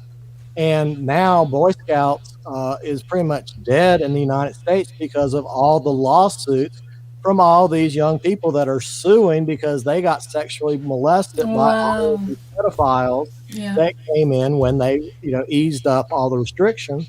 And when you go to see who was pushing this, it was the usual suspect because they did not want highly trained white Christian men that knew how to organize and get things done. They had to destroy that. So how do you destroy it? You have to, make them live up to their own rule book. Oh, scouting should be for everybody, right? Open, equal. Everybody's equal. And it's like scouting was the most non-equal thing ever. It was all about, identifying the best of the best, cream rising to the top type of model. And to bring it and say, oh no, we have to have equality, social justice, diversity, and like I said, it was a complete nightmare. And now, like I said, scouting is pretty much dead in the United States, and I don't know if it's ever going to make a comeback. And I talk to young parents now that have, scout age young children that, should be, in traditional part of, this part of the country. It's like, well, are you going to put them in Boy Scouts and Girl Scouts? And they look at you in terror. It's like, why would I do that to my child? And used to, it was a mark of pride if a parent got their child in a scout troop, that, oh yeah, my child is in scouting.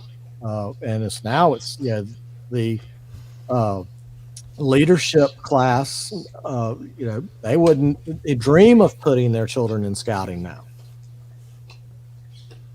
Is it still associated with the church, the Scouts, or is it stepped away? Well, that was the other thing that they did really in the 70s was to keep secularizing it.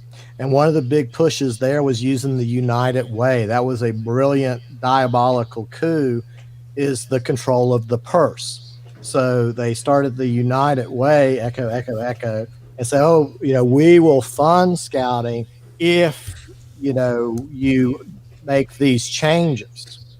And that's how they really put the pressure on scouting to make the changes and move it away from the church, and to really, make it so you could not talk about religion at scout meetings anymore. You couldn't pray. No military type formations. No, I think they were even trying to take the Pledge of Allegiance out of some troops.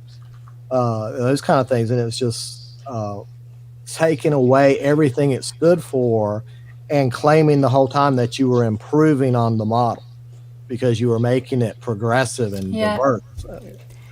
This new progressive, it's destroying the sense of community. And like you said, that establishing and finding who's going to rise to the top, which one of these young men is the leader. And they've even taken away competition, not in all schools, but I worked in schools before I left the country. I'm back now. And they're taking competition away because the people that come last get upset.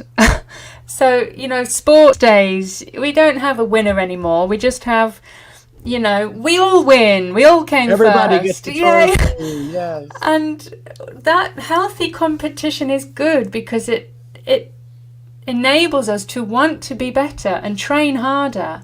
And we look up to those that do win. Whereas if you just get rid of that and homogenize us into this equal, diverse, tolerant group, there's no need to be better. There's no want to be better, because what are we getting better for? Because we're all great. And it's so sad to hear about the Scouts falling apart, because as an extension of the church as well, to, like you say, life skills. Go out camping and learn life skills. This is how you make a fire. This is what we do when it rains, when we're camping. This is how we survive. And now, like you said, you're just stopping fights. What a shame. Well, I must say all my Eagle Scout training really paid off the 2 years I was living out of my car in a tent. Catching fish to eat and building a fire to stay warm. Yeah, those skills come in handy, kids. I bet. So we are very much nearly coming to the end, but I would love to have you on again, because I think the chat has just loved you, and there's so much I'd like to get in depth with. I don't know if we've got time to touch on the Mockingbird media, because I've heard you mention the Mockingbird media as well, and how that's being used to aid this psychological warfare and their use of weapons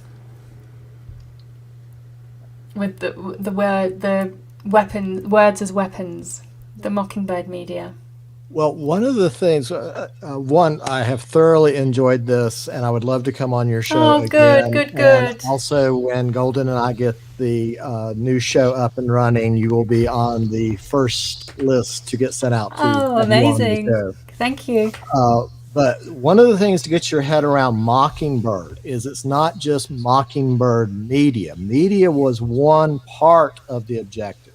But the idea, this is, I urge your listeners to go out and study just to have an understanding. We talked about the Solomon Asch group conformity experiment, but also the Stanley Milgram authority experiments, the Martin Seligman learned helplessness experiments, and the Philip Zimbardo Stanford prison experiments, and the Jane Elliott blue eyes, brown eyes experiments.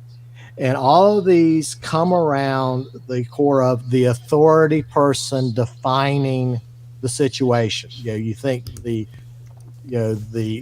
person running the experiment, and that's what Mockingbird is. It's to get the thought leader under your control. You're controlling them from the shadow. They are a confederate. They're acting like they're part of the group, but they are either being bullied, bribed, or blackmailed into pushing an agenda. So it's, the media, taking control of the media. We now have 6 corporations that control 98% of all the media in the world, and they're all one demographic group.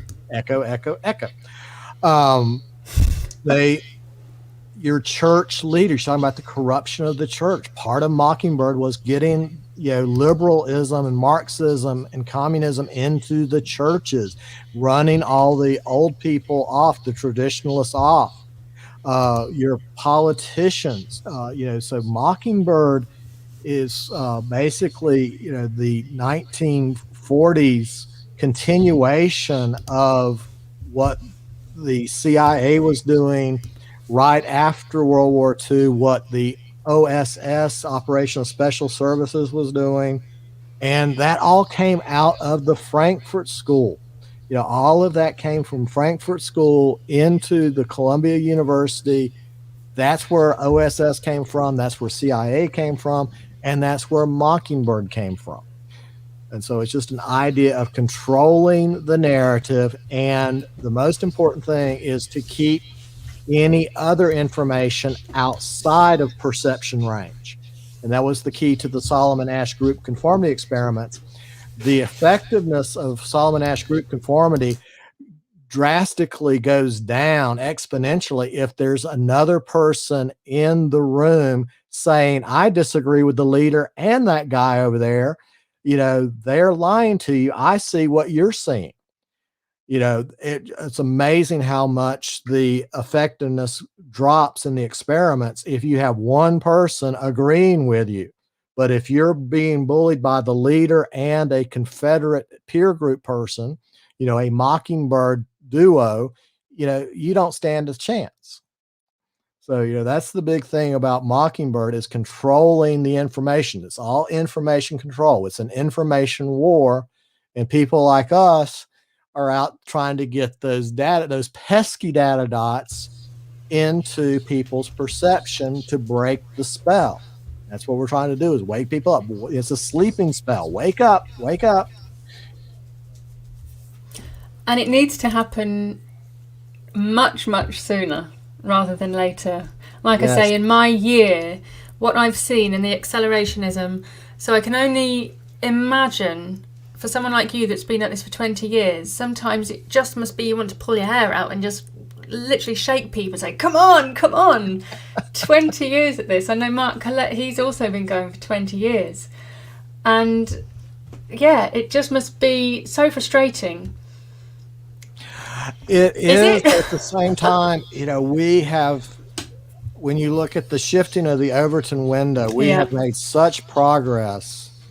It's amazing. I mean, the internet is just still, I just grin like a child when I think about what we're doing with the internet, that you and I can sit here and have a real-time conversation with each other, and you're on the other side of the world from me. And we could bring in somebody from Australia or New Zealand or South Africa and talk and exchange information and say, what are you seeing where you are? Yeah. What's working where you are? That's the other thing, is to not only exchange information, but skill sets. This works, this didn't work. And that's what I think they're afraid of, is us getting together and comparing notes. Well, exactly. And something that I would love to, in the next part, touch on is what is working. Because I think for those that are acting as voices or beacons for people, the key now is awareness. We need to get people aware of the plight we're in. We need to wake them up to, like you say, the data dots, what's not being told to us, and how we can move forward as a people, and what skills we can bring in as a people to help raise awareness, to help share the information, to help build this community even further. So I would love to touch on that next time, as well as some other bits I had planned. But people are asking, again, those that joined late, where they can find you. So if you want to do your little outro, and if there's anything else you want to share, then please do. Oh, just thank you again for having me on. This has been a very fast 2 hours. I could go another 2 hours with you. Von Hash is correct. You are completely delightful. I'm enjoying working with you. But you can find me at Blackbird9tradingposts.org. You can find me on Gab at Blackbird9, the number 9. You can find me on Minds at Blackbird9. You can find me on Telegram at Blackbird9. And you can find me on BitChute at Blackbird9. Also, the Henry Ford series is available on the Andrew Carrington Hitchcock site, which is just andrewcarringtonhitchcock.com. And you can also find me at Blackbird9's Breakfast Club on Spreaker. Amazing. Everyone is saying, please come back again, Blackbird9. Oh, that's so kind. The chat has been really, really in your favour. It's been such a delight to speak with you. I am going to play an outro piece of music. If you haven't heard this song before, it's a powerhouse. This has kind of been I end my shows with this one now because it just sums up everything that we're doing.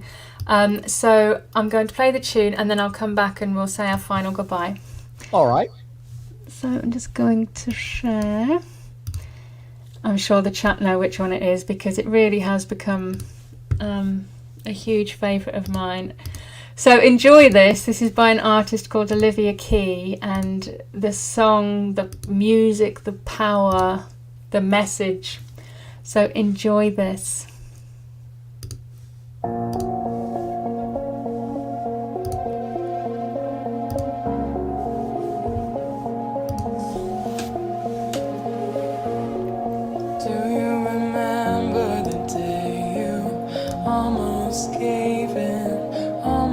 Disappeared, nearly left a wound that none of us could heal. I count my stars, it's a miracle you're here. And in spite of it all, you're not afraid to feel.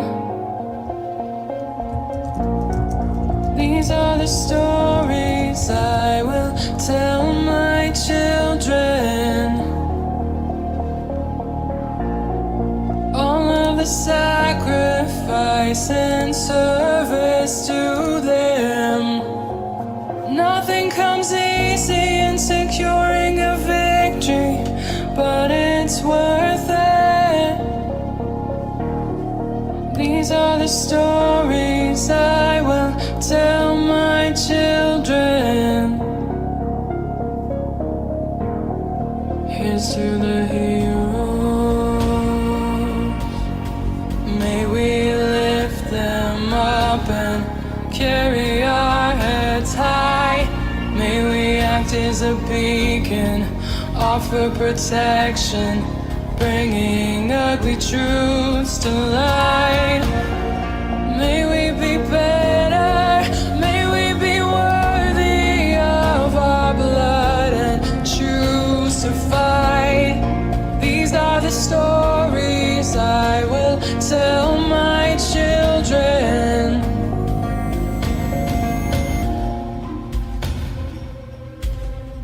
Do you remember the day you promised you would do all you can? Facing an evil you might not live to see its end. Feeling the weight of the world and still here you stand. Staring into the eye of the dark with the will to destroy every power that keeps you away from your right to keep your people alive.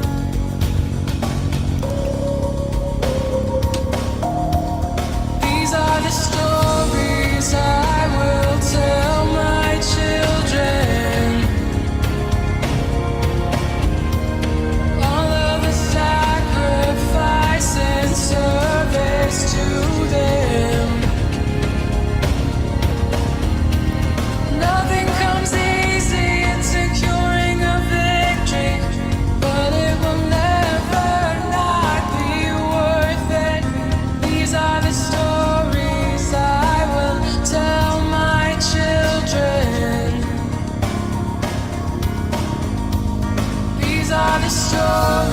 I will tell my children's children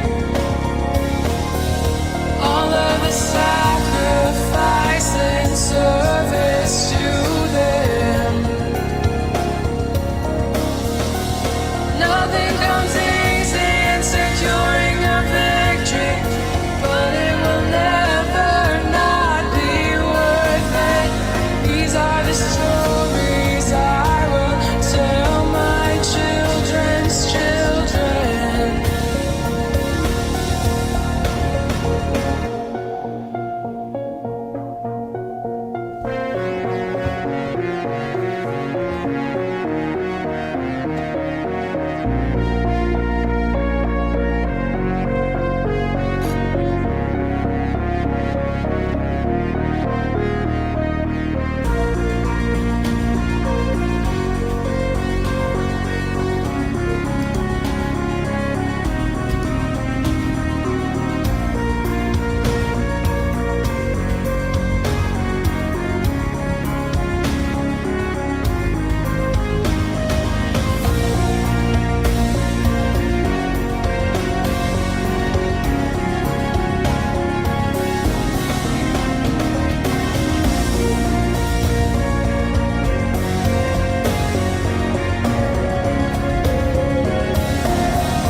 These are the stories I will tell my children's children.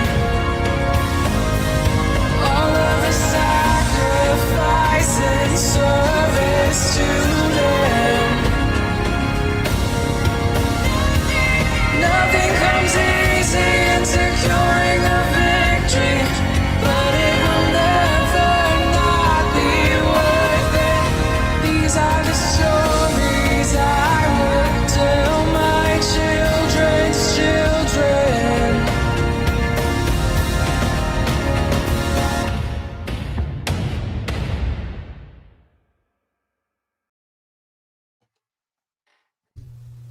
So that was Olivia Key. This has been Blackbird9. Thank you so much for your time. Thank you for coming on with your wisdom and your history. It's been so pleasurable, and I look forward to having you back. So, any final words? Oh, your song hit me in the feels again. Oh, I'm loving your music today. Oh, it's so powerful. When I was listening to that, I was thinking of the Thomas Paine quote. I prefer peace, but if trouble must come, let it be in my time, that my children may know peace. Oh, wow. I'm going to ask you to so send me many that of quote. For so many of us, we were just trying to live our lives. We didn't go looking for a fight, but here we are. And if we're going to be in a fight, let's fight to win this thing, okay? And I have thoroughly enjoyed having you on, and I hope your audience enjoyed it. I really appreciate y'all spending some time with me this evening. They really, really have, and they're saying, please come back, please come back. So for those in the chat, Tola is streaming live now. Go and say hello. Blackbird9, thank you, and I look forward to speaking with you again. And from my heart to your heart, and to everyone, wishing you a wonderful evening, a wonderful week, and good night.